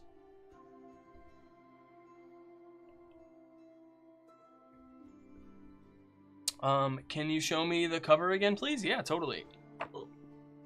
Obojima. It's pretty good. Pretty good. Where's the inside cover? And they got a whole YouTube podcast about all of it too. So definitely go check that out. And this back cover, I like this a lot. This is really a good vibe of it. Oh, you can't see the cat on the roof? There we go. Yeah, this is a really good vibe.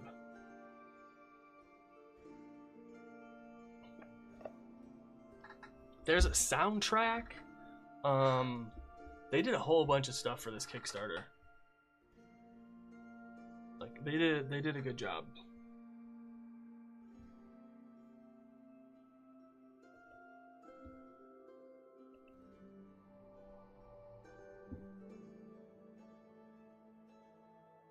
No? Okay. Back to the thing. The thing. Back to the thing. Togglers. The townfolk of Togglers. Each of the 4 streets of Toggle's famous crossroads has a tavern. Oh my god. Do you plan to play a campaign based in it? Yeah, I will eventually, for sure. Like, it's gonna happen. Absolutely. Absolutely. The miners of Toggle, blah blah blah. Getting toggled. If someone does something that the community feels crosses the line or breaks the miner's code, like stealing another spot in the mines, the townsfolk have crafted a fitting punishment known as getting toggled, which is short for being hogtied and thrown into a minecart that's sent down the side of the mountain, off a ramp, and jettisoned into the woods.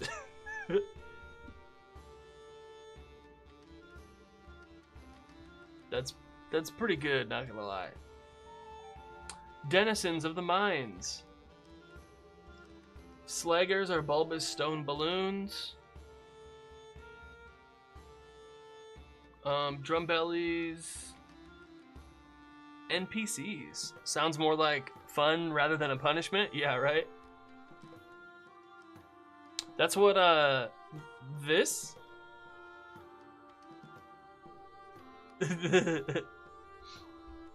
Yeah.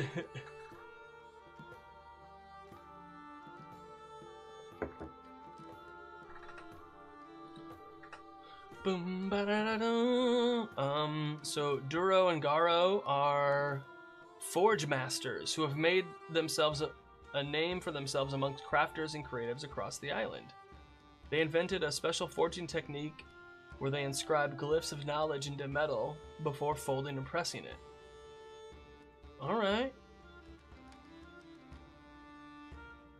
Whoa, the pair interested in a curious job and are more inclined to take you up on a query if they find it amusing.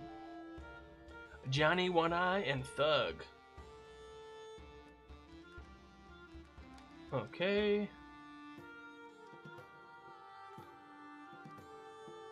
Whoa. Isabel Skiff. Tetsuri is a corrupted ranger.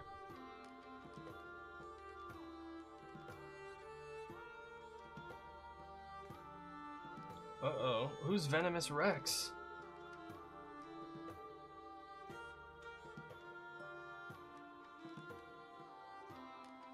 Alright. Let me guess. Those plates with info look like 80s diskettes? Which ones?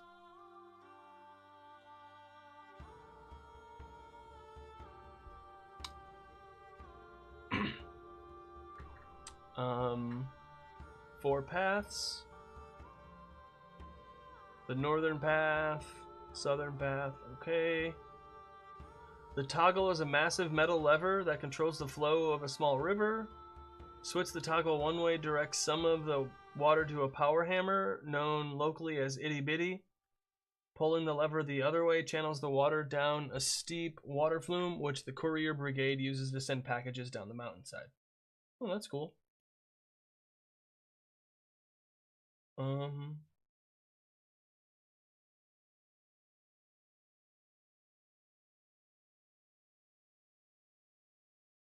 The forge info. Oh, yeah, exactly.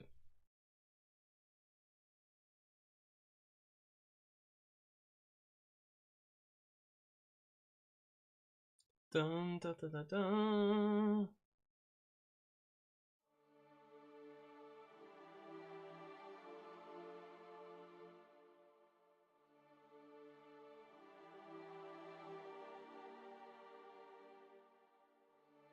Adventure hooks.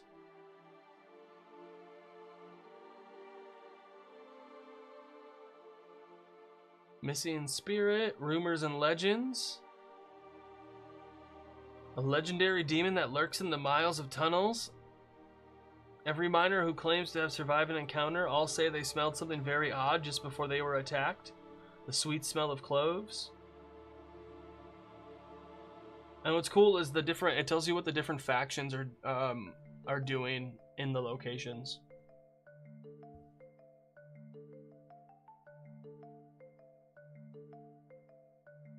No. Our ads are gonna start in a few minutes, y'all. I'm gonna take a break during them to stretch and get some water. Do do no no no no no no no. Do do do do do do.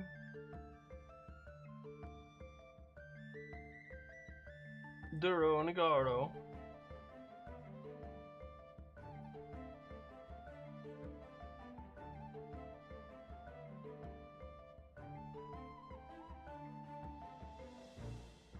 Dope. The Gale Fields.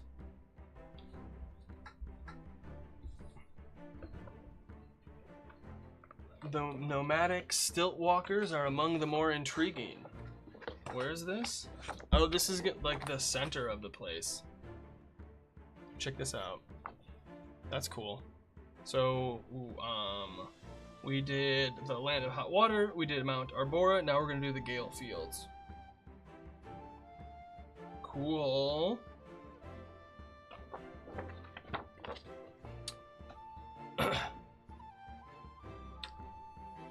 The Gale Spirit Ambush, the Crawling Canopy.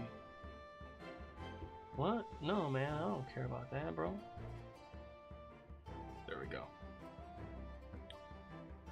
The Crawling Canopy. Witchcraft.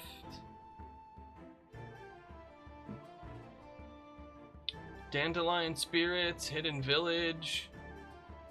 Some cool encounters. Domain of the Fishhead Coven.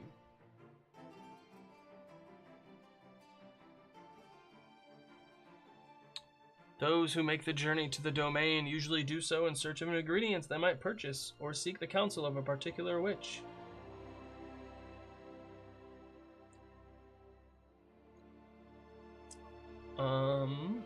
The Council of 3 and 30.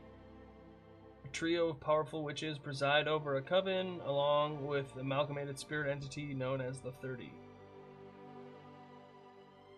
Okay. Almanacs. Granny Prumple's Almanac of Island Ingredients.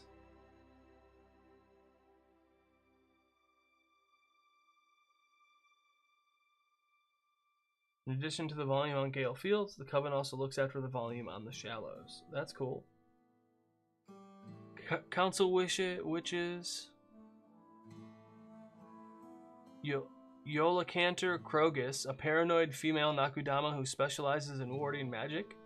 Bim of the Beasts, a female human who speaks only through animals. And the Venerable Brass Eyes, a tiny withered male human whose eyes have been replaced with brass orbs, who lives in both the physical and spiritual realm. No living witch knows Brass Eye's real name. Wow. Please don't forget to get water and stretch. Thank you very much, Calero. Should I call you HJ? Should I call you Calero? What would you like me to call you? That's a really good reminder. Thank you. Do. Tan the Apprentice. Newcomer Witch. Oh my god. That's hilarious. When he's talking to himself, he's actually speaking to an invisible spirit. HJ is fine? Awesome. That's what, thank you. I appreciate that. Thanks for letting me know. Tan and Abby like to sneak out of the tower at night and explore the grounds.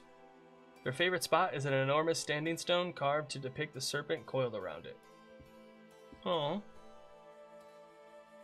The Witching Tower has 2 resident companion spirits that work with no one in particular, but are cared for by all. Aww. One of them is a spirit known as Lady, the other is the mighty Peepaleep, a fat and fluffy long-haired cat who prefers to move about perched like a loaf on its floating cushion. Oh my god. That's hilarious. That's adorable. Alright, y'all. Before we keep going, we're gonna take a little break here. Thank you so much for stopping by and hanging out with me today. Appreciate you. BRB.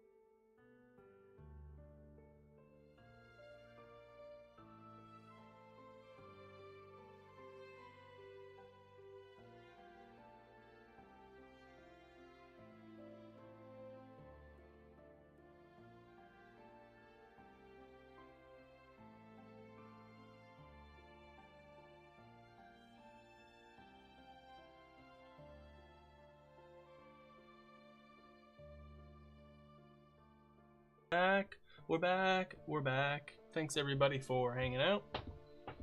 Appreciate it. Appreciate you.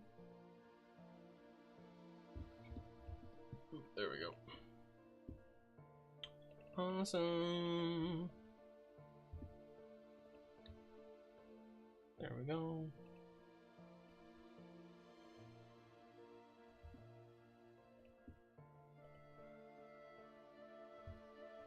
Cool. Back at it again. I was already subscribed to the channel, but now I'm going to set the alert to not lose any new content. Thank you so much. Yo, I post every day. There's videos every single day. Usually they're shorts, but I'm trying to do more long form stuff. But yeah, every day.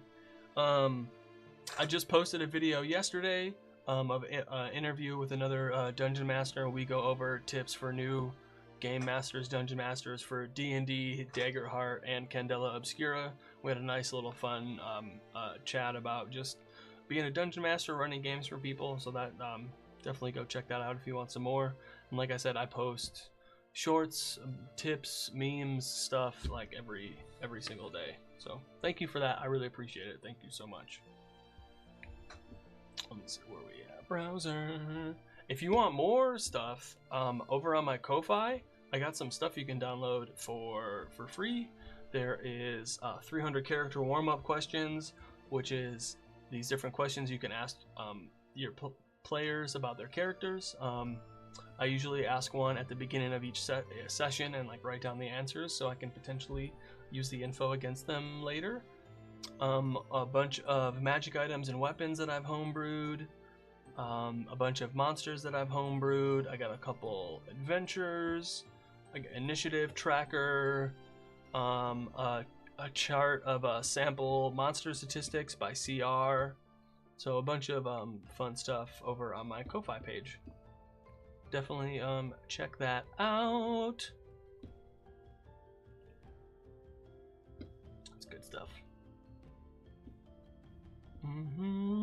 Okay, where were we? We did the companion spirits. Man, that's just adorable. It's a fat and fluffy cat named Mighty Peepaleep that floats around on a cushion. That's just, I need an image, man. Why didn't you give me an image of Peepaleep? I don't care about brass eyes. Come on, bro. You can't just give me Peepaleep and not give me an image. That's like, what is this? There's like a big like crafting of like potions and stuff like that. So there's ingredients. Yeah, where's the crafting part? Let me see. Dun dun. Spells and potions.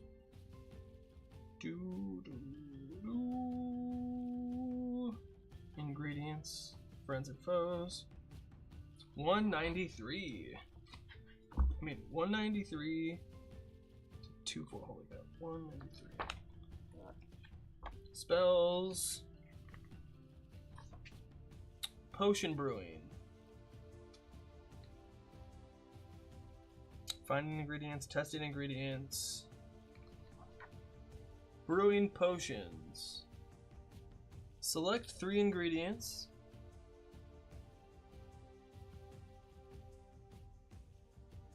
And then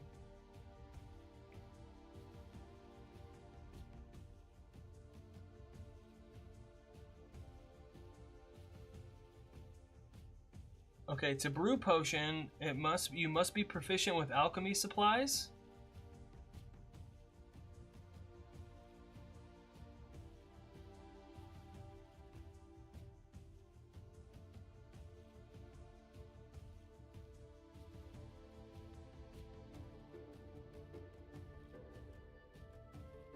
Okay. With the necessary ingredients, the right amount of muck, and alchemy supplies, a potion can be made in 10 minutes. Common potion, 15 gold worth of muck.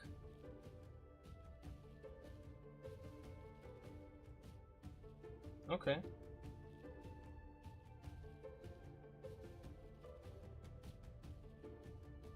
Characters who decide to consume more than 1 potion in a day must pass a Constitution saving throw or fall violently ill. That's interesting. That's a cool thing.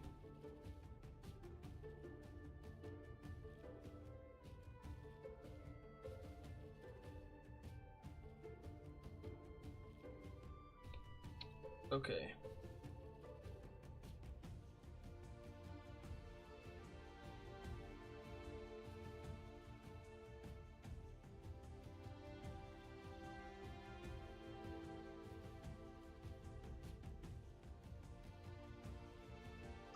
Okay, so I'm. Oh my god. Do you want to hear about the potion brewing potions? You want to see how it works? Splat. You want to see how the potion making works, or should I keep going? Oh my god.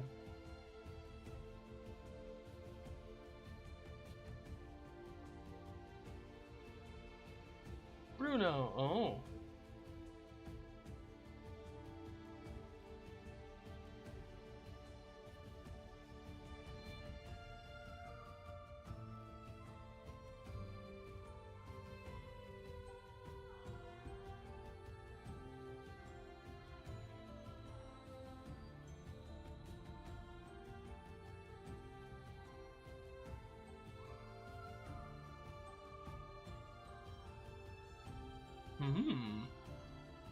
Definitely check it out. The cozy cat sounds wholesome. It sounds so wholesome.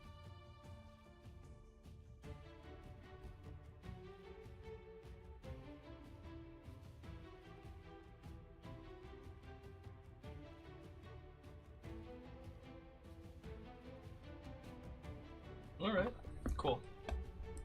Back at it. Magic wood. The crawling canopy moves along a meandering path and invariably leaves behind branches and falling trees. Some woodcutters use the wood. Burns longer and hotter. Bows out of living wood are +1 bows. Arrows, made of living wood at 30 feet. If you build a house out of living wood, the house is powered by the magic. The house magically heat themselves during the winter. Wow, that's wild. The saved.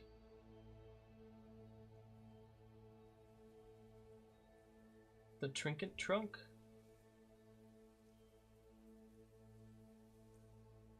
The saved that found their way. Okay. You can play the saved as a helpful band of NPCs for parties that are lost within the crawling canopy.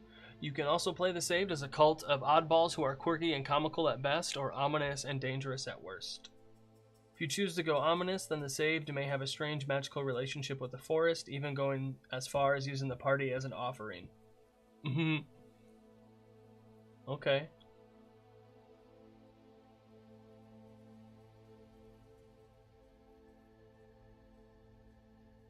Hermits living in tree houses? Oh my god. The Council of Crew, Penelope Mibblethorpe, Sheldrake Wobbledrain, Thurston Smorkwoggle. Sounds good for a party healer. Yeah, for sure.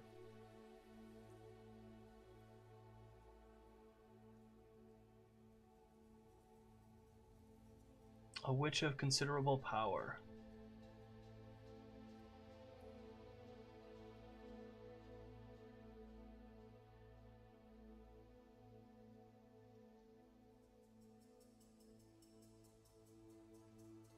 Okay.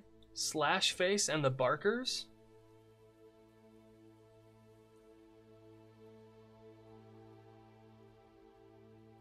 When the Barkers woke up, they found themselves deep in the canopy. Morgo is a sage who's been lost for almost 20 years. There's a great battle between the Sky King and the Demon Emperor that created a large crater.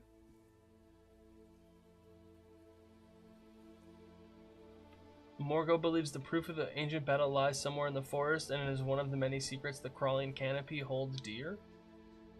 Bruno is the playful and loyal companion of the wizard brewmaster at the Wicked Wizard Tavern. In addition to having an amazing palate for ale, Bruno also has a general understanding of distilling alcohol and basic magical enchantments. This knowledge came through the close observation of his master. The Wicked Wizard Tavern is a ramshackle tower that's been jammed between two old-growth trees. The bottom floor is a tavern from which the building gets its name, while the upper floor is a wizard's laboratory, study quarters, and the Wicked Wizard Brewery.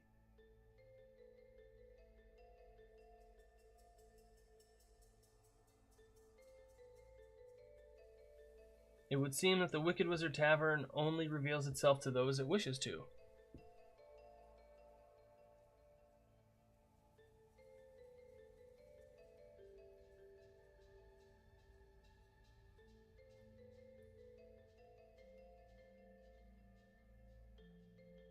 What?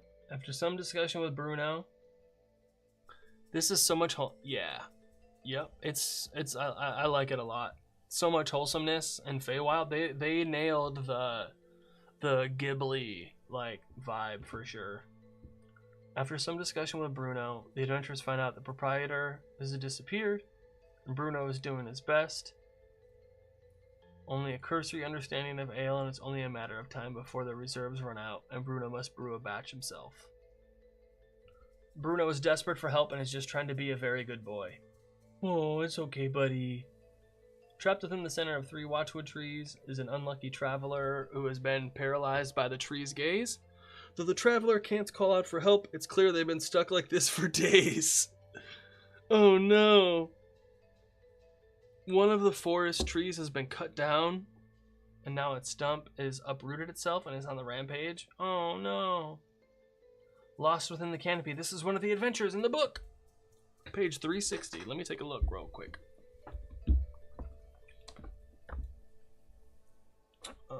Is it 360?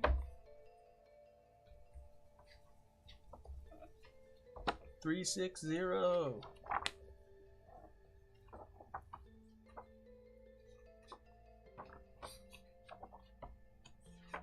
Come on.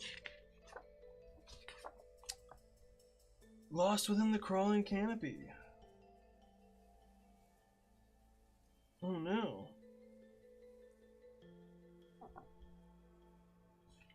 What? Wandering monsters. Mr. Sheep. Senmo.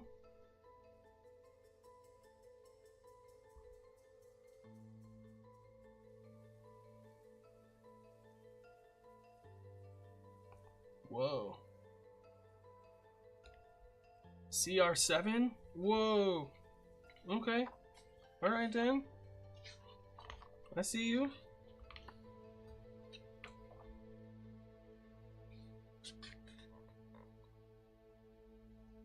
Flying squirrels?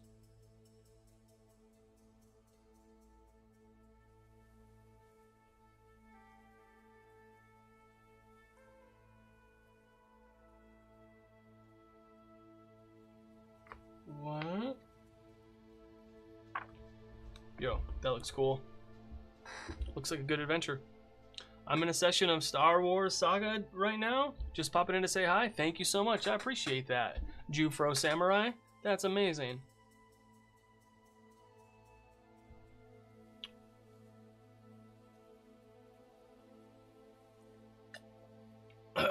Oopsies. Hello, everybody. Hello, bees.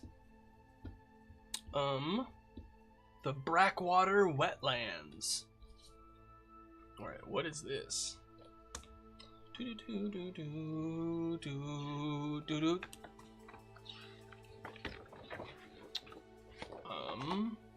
Oh, this area over here, yep. Because this is where the corruption started.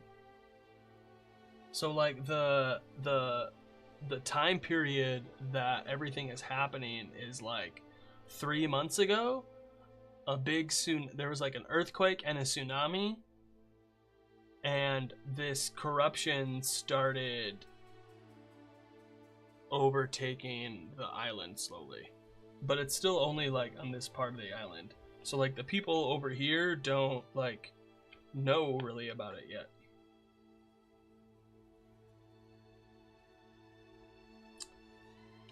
dun, dun, dun. Spirit train. There's a spirit train. Yeah, you know it's the spirit train.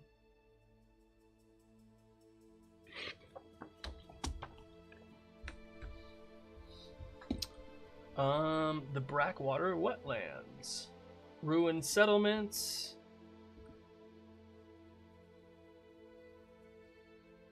Since the seismic upheaval and the tsunami's wrath, a sinister new addition known as the corruption has tainted this landscape. It has spread its tendrils across the wetlands, twisting and warping everything it touches, birthing living manifestations among the flora and fauna, ensnaring unwary travelers in its suffocating embrace. Before the tsunami occurred, the howler and monster-ridden swampland was warily traveled by islanders. One of the many reasons the area has little to no towns or villages. Despite all of this, those who journeyed through the wetlands could find the occasional respite at places like Hakuman's Ramen Shop, a lantern-lit sanctuary for those who dare brave the haunted depths of the Brackwater Wetlands. Sounds pretty cool. Oh no. Oopsies.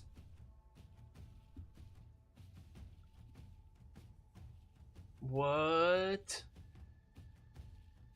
Mud eel fishing? Quicksand? Hakuman's Ramen Shop? Train stop?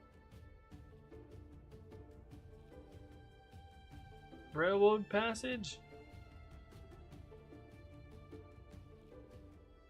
Boop bap, boop bap, boop bap. Borgork? A dragon frog? Missing villager. A rogue Raska. Dun, dun. Aha.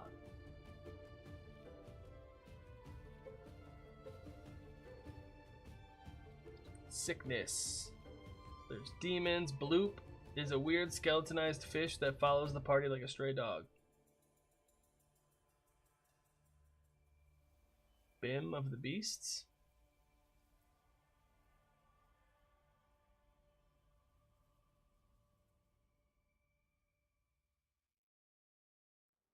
Corrupted muck, vile corruption.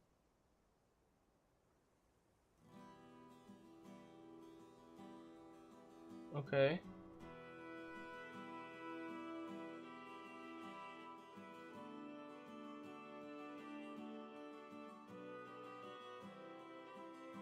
This inspires me to play with a clanky warforged or a drunk rock gnome. That sounds pretty funny.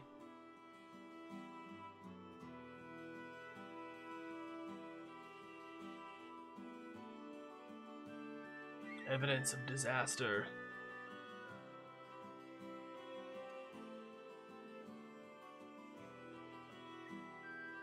NPCs, Bloop, Nasher.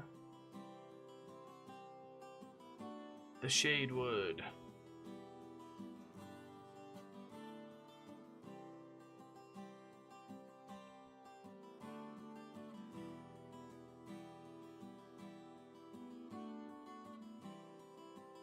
Okay, it takes a village. Polewater Village.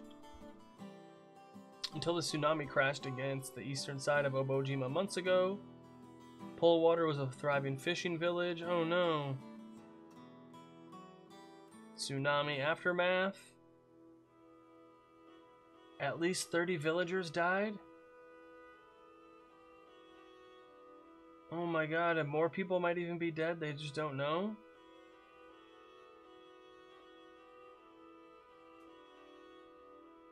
Oh no. Rebuilding Polewater. Ernest's 8-year-old sister Madeline has an entire different reaction. What?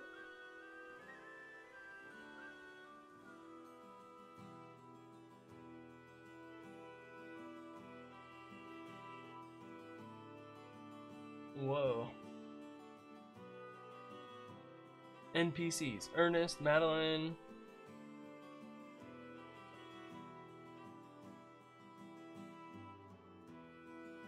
Water breathing.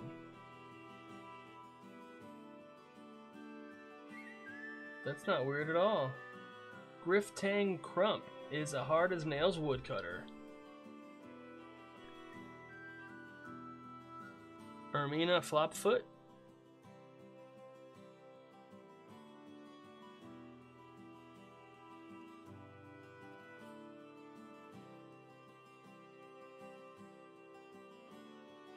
Makeshift Lab. Beached Ship. The Sally Sue Adventure Hooks. Help bring supplies. Help rebuild pole water. Yeah, that sounds like a lot. Goodie Mart? Oh my god. There's just the Goodie Mart. This is great. I love it so much.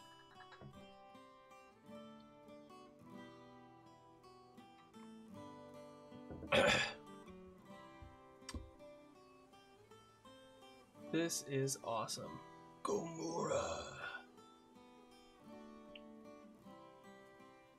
Alright. Within the Brackwater wetlands is the Melota Woods, a primordial forest often shrouded in mist. Should travelers wander deep enough, they might come across the dimly flickering lights of the Goodie Mart at the edge of the dank, still waters of the Murglove Fen. The Goodie Mart is an ancient relic of the First Age, a place where thirsty and hungry travelers might have once stopped for respite. Now the Goodie Mart stands eerily empty, a bleached skeleton from another time with a single vending machine as its silent companion. Hey, Honey Mocha, all good. No worries, thank you. I appreciate you.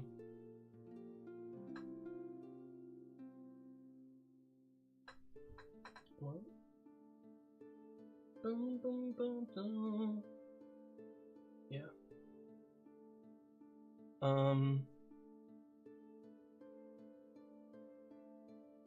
Goodie Mart is still magically lit, and its neon signs sputter into life every now and then. Of those few who have seen the Goodie Mart, almost all believe it to be a cursed place, and no one has dared set foot within it. Over time, it's become a place of myth and legend, with all manner of stories surrounding it. That's super funny. Outside the wetlands, the legend of Goodie Mart is almost unheard of.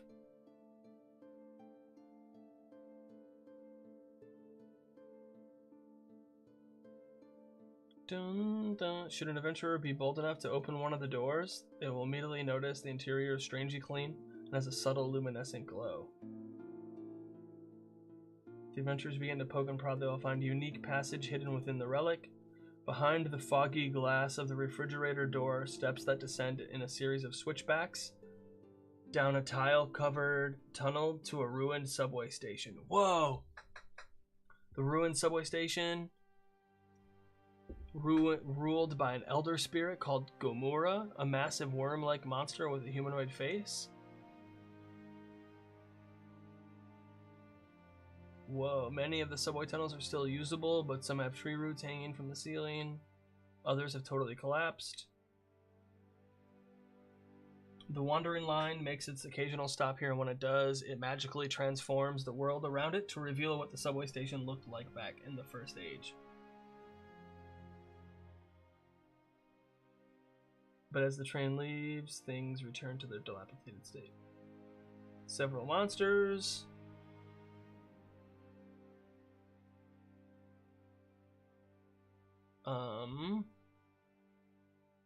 Underground treasure.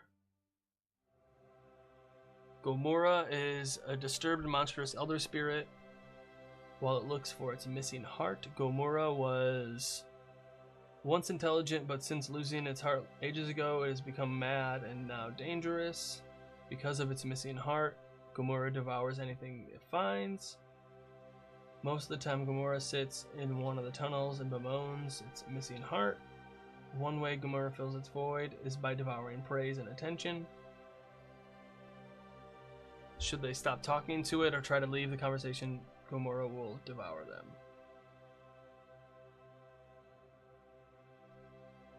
She knows of Gomorrah's missing heart. Okay. Champa is a howler.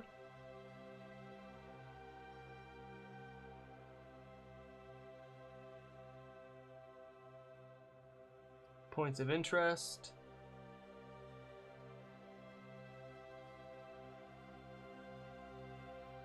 Adventure hooks Gomora's heart.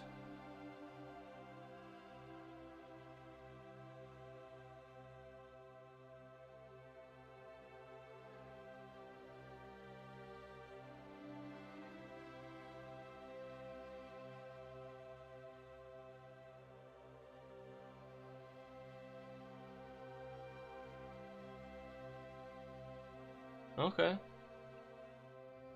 Alright. Hakuman's Ramen Shop. Yeah, let's go.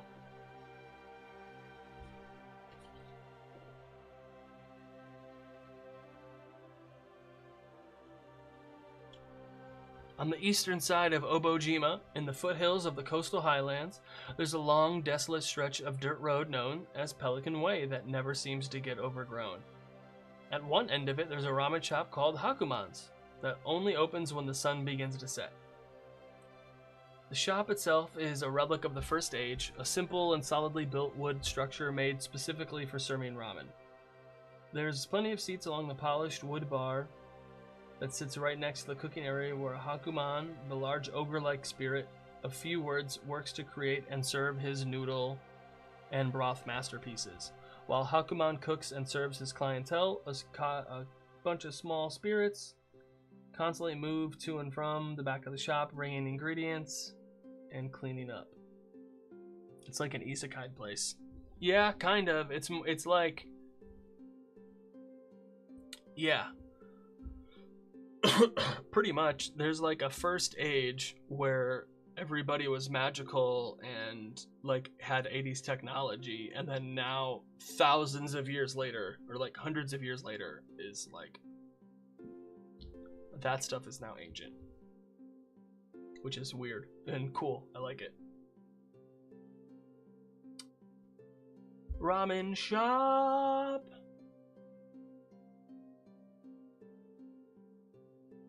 Hakuman sells his famous broth in 10-gallon barrels to witches for brewing potions.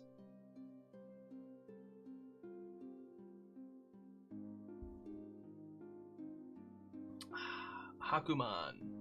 A little scrubbling. Hakuman is imposing.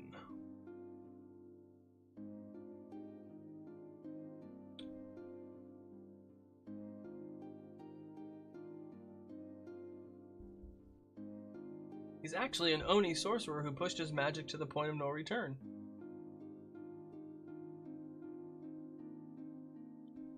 Use only non-magical materials. Hakuman is the brother of Chisui, the proprietor of Chisui's Tea House in the land of hot water. Scrubblings. Aww. Mr. Noka Noka, doppelganger and notorious ramen thief.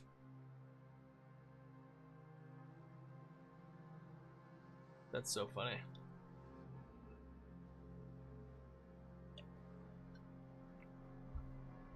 The Mystery of Pelican Way.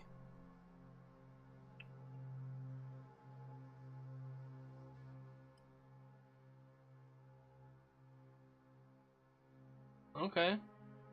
The Ancient Spring. Copse of trees.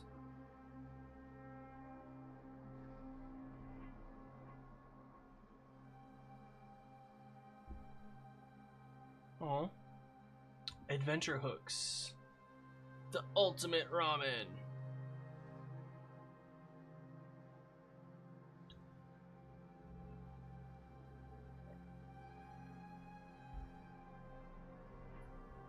Cool. Adventurers. The Hand of Aereo.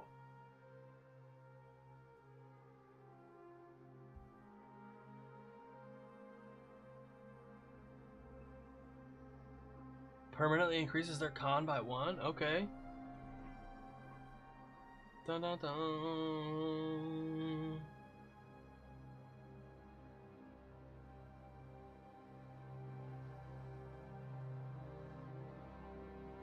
Okay, Shoyu Showdown.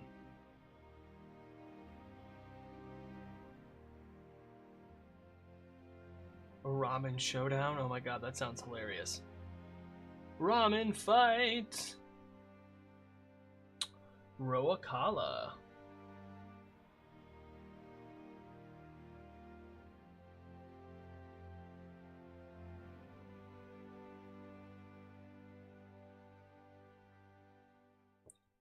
Looks interesting.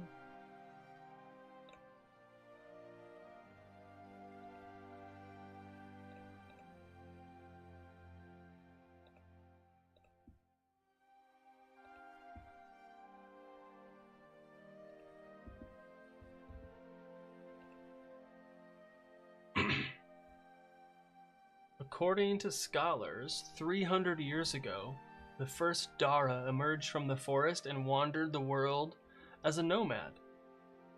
And at some point during that time, he founded Roakala.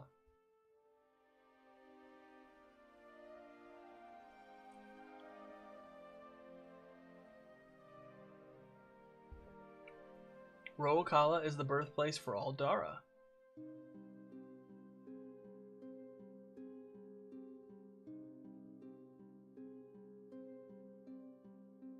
Okay.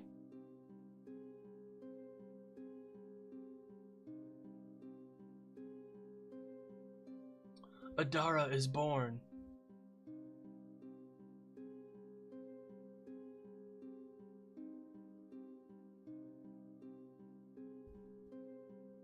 Are there, yeah.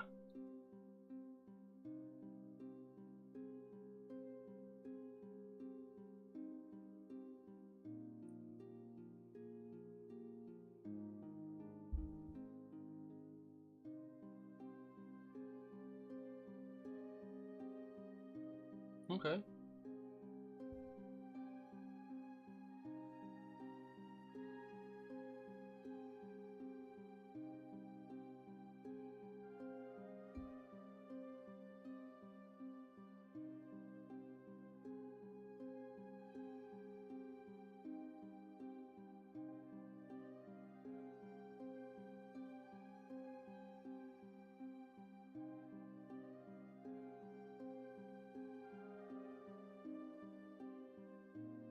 That's hilarious.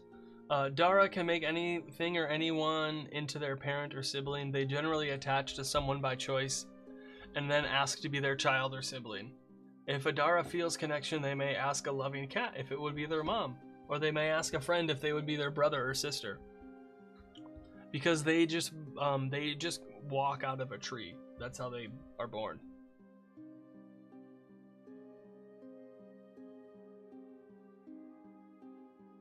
Okay.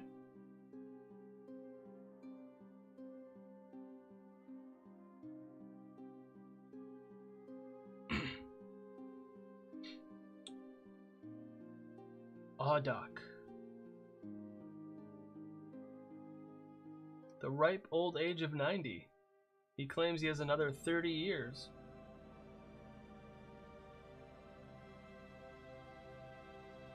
Miara makes the best walking sticks. Homda is a museum and a temple.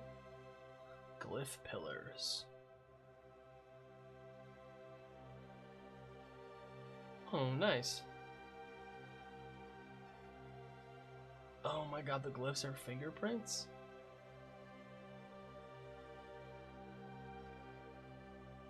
If a Dara eventually chooses to accept the glyph, they experience a mental whiplash. Okay.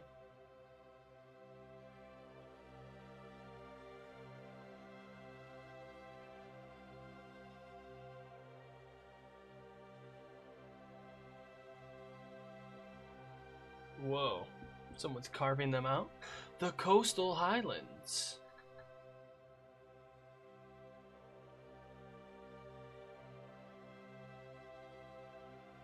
Ancient airplane? An old airplane half buried in the rock?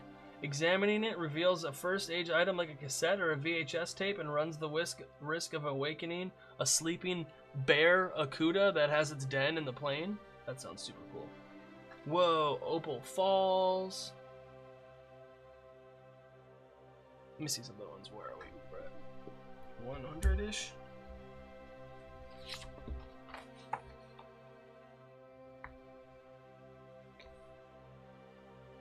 I'm good. Dope. Well, so what else we got going on? Okay, so thank you everybody for stopping by and hanging out with me today. I really appreciate it. It has been such a lovely Saturday. Let me check something once. Yeah, everything looks good. Cool. My name is Craig of Inspiration. Thank you so much for stopping by and hanging out. Please you can check out my blog for my weekly newsletter. You can get it on my blog, on my Ko-Fi shop, over on Patreon. A weekly newsletter about D&D and ttrpg related stuff. Go check out my interview with Chalkin XP, where we talk all about Daggerheart and Dungeons and Dragons and beginner tips for both. He also has an actual play called Bitten that is zombie. If you like Walking Dead, The Last of Us, totally gonna be up your alley. There's like 1 day left for this humble bundle, the $40 for 57 PDF stuff. Like, there's so many games. Like, oh my god, it's ridiculous. One-shot wonders. You can save 10% on the book or the PDF through the end of the month if you use the code Craig10. I got a bunch of stuff for download at my Ko-Fi shop. What else? If you on Patreon and Ko-Fi, I have a post that's my monthly question and answer thread, my Q&A thread. So if you have a D&D question, a TTRPG question, you can go to the thread on Ko-Fi, Patreon, and I will answer the questions every week. Sometimes I'll even make a video out of them too, so please go check that out. I also have in my Discord, there's a section in my Discord where if they're called stream suggestions, if there's something D&D or TTRPG related that you want me to look through, whether it's like a blog, a video, a book, a Kickstarter, please, I would let me know about it. I want to take a look at it.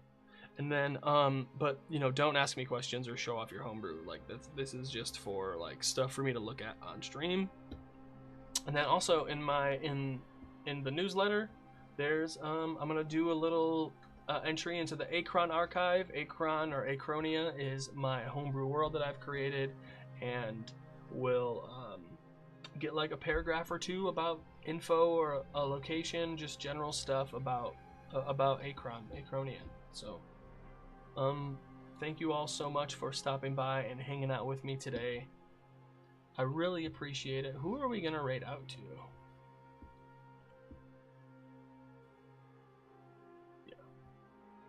Bum bum bum bum. Let's see. Bob Ross?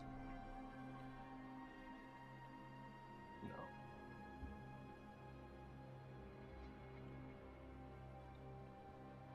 Bob Ross. Twitch Tales. Let's do Robert Hartley.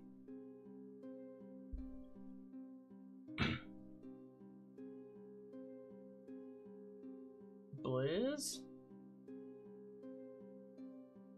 We'll do Robert Hartley.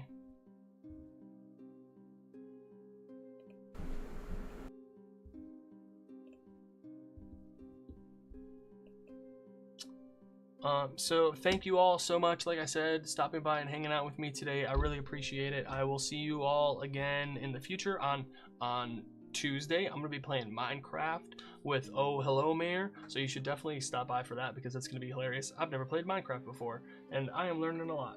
So hopefully I will see you then. Like I said, thank you all so much for stopping by and hanging out with me. See you in the future.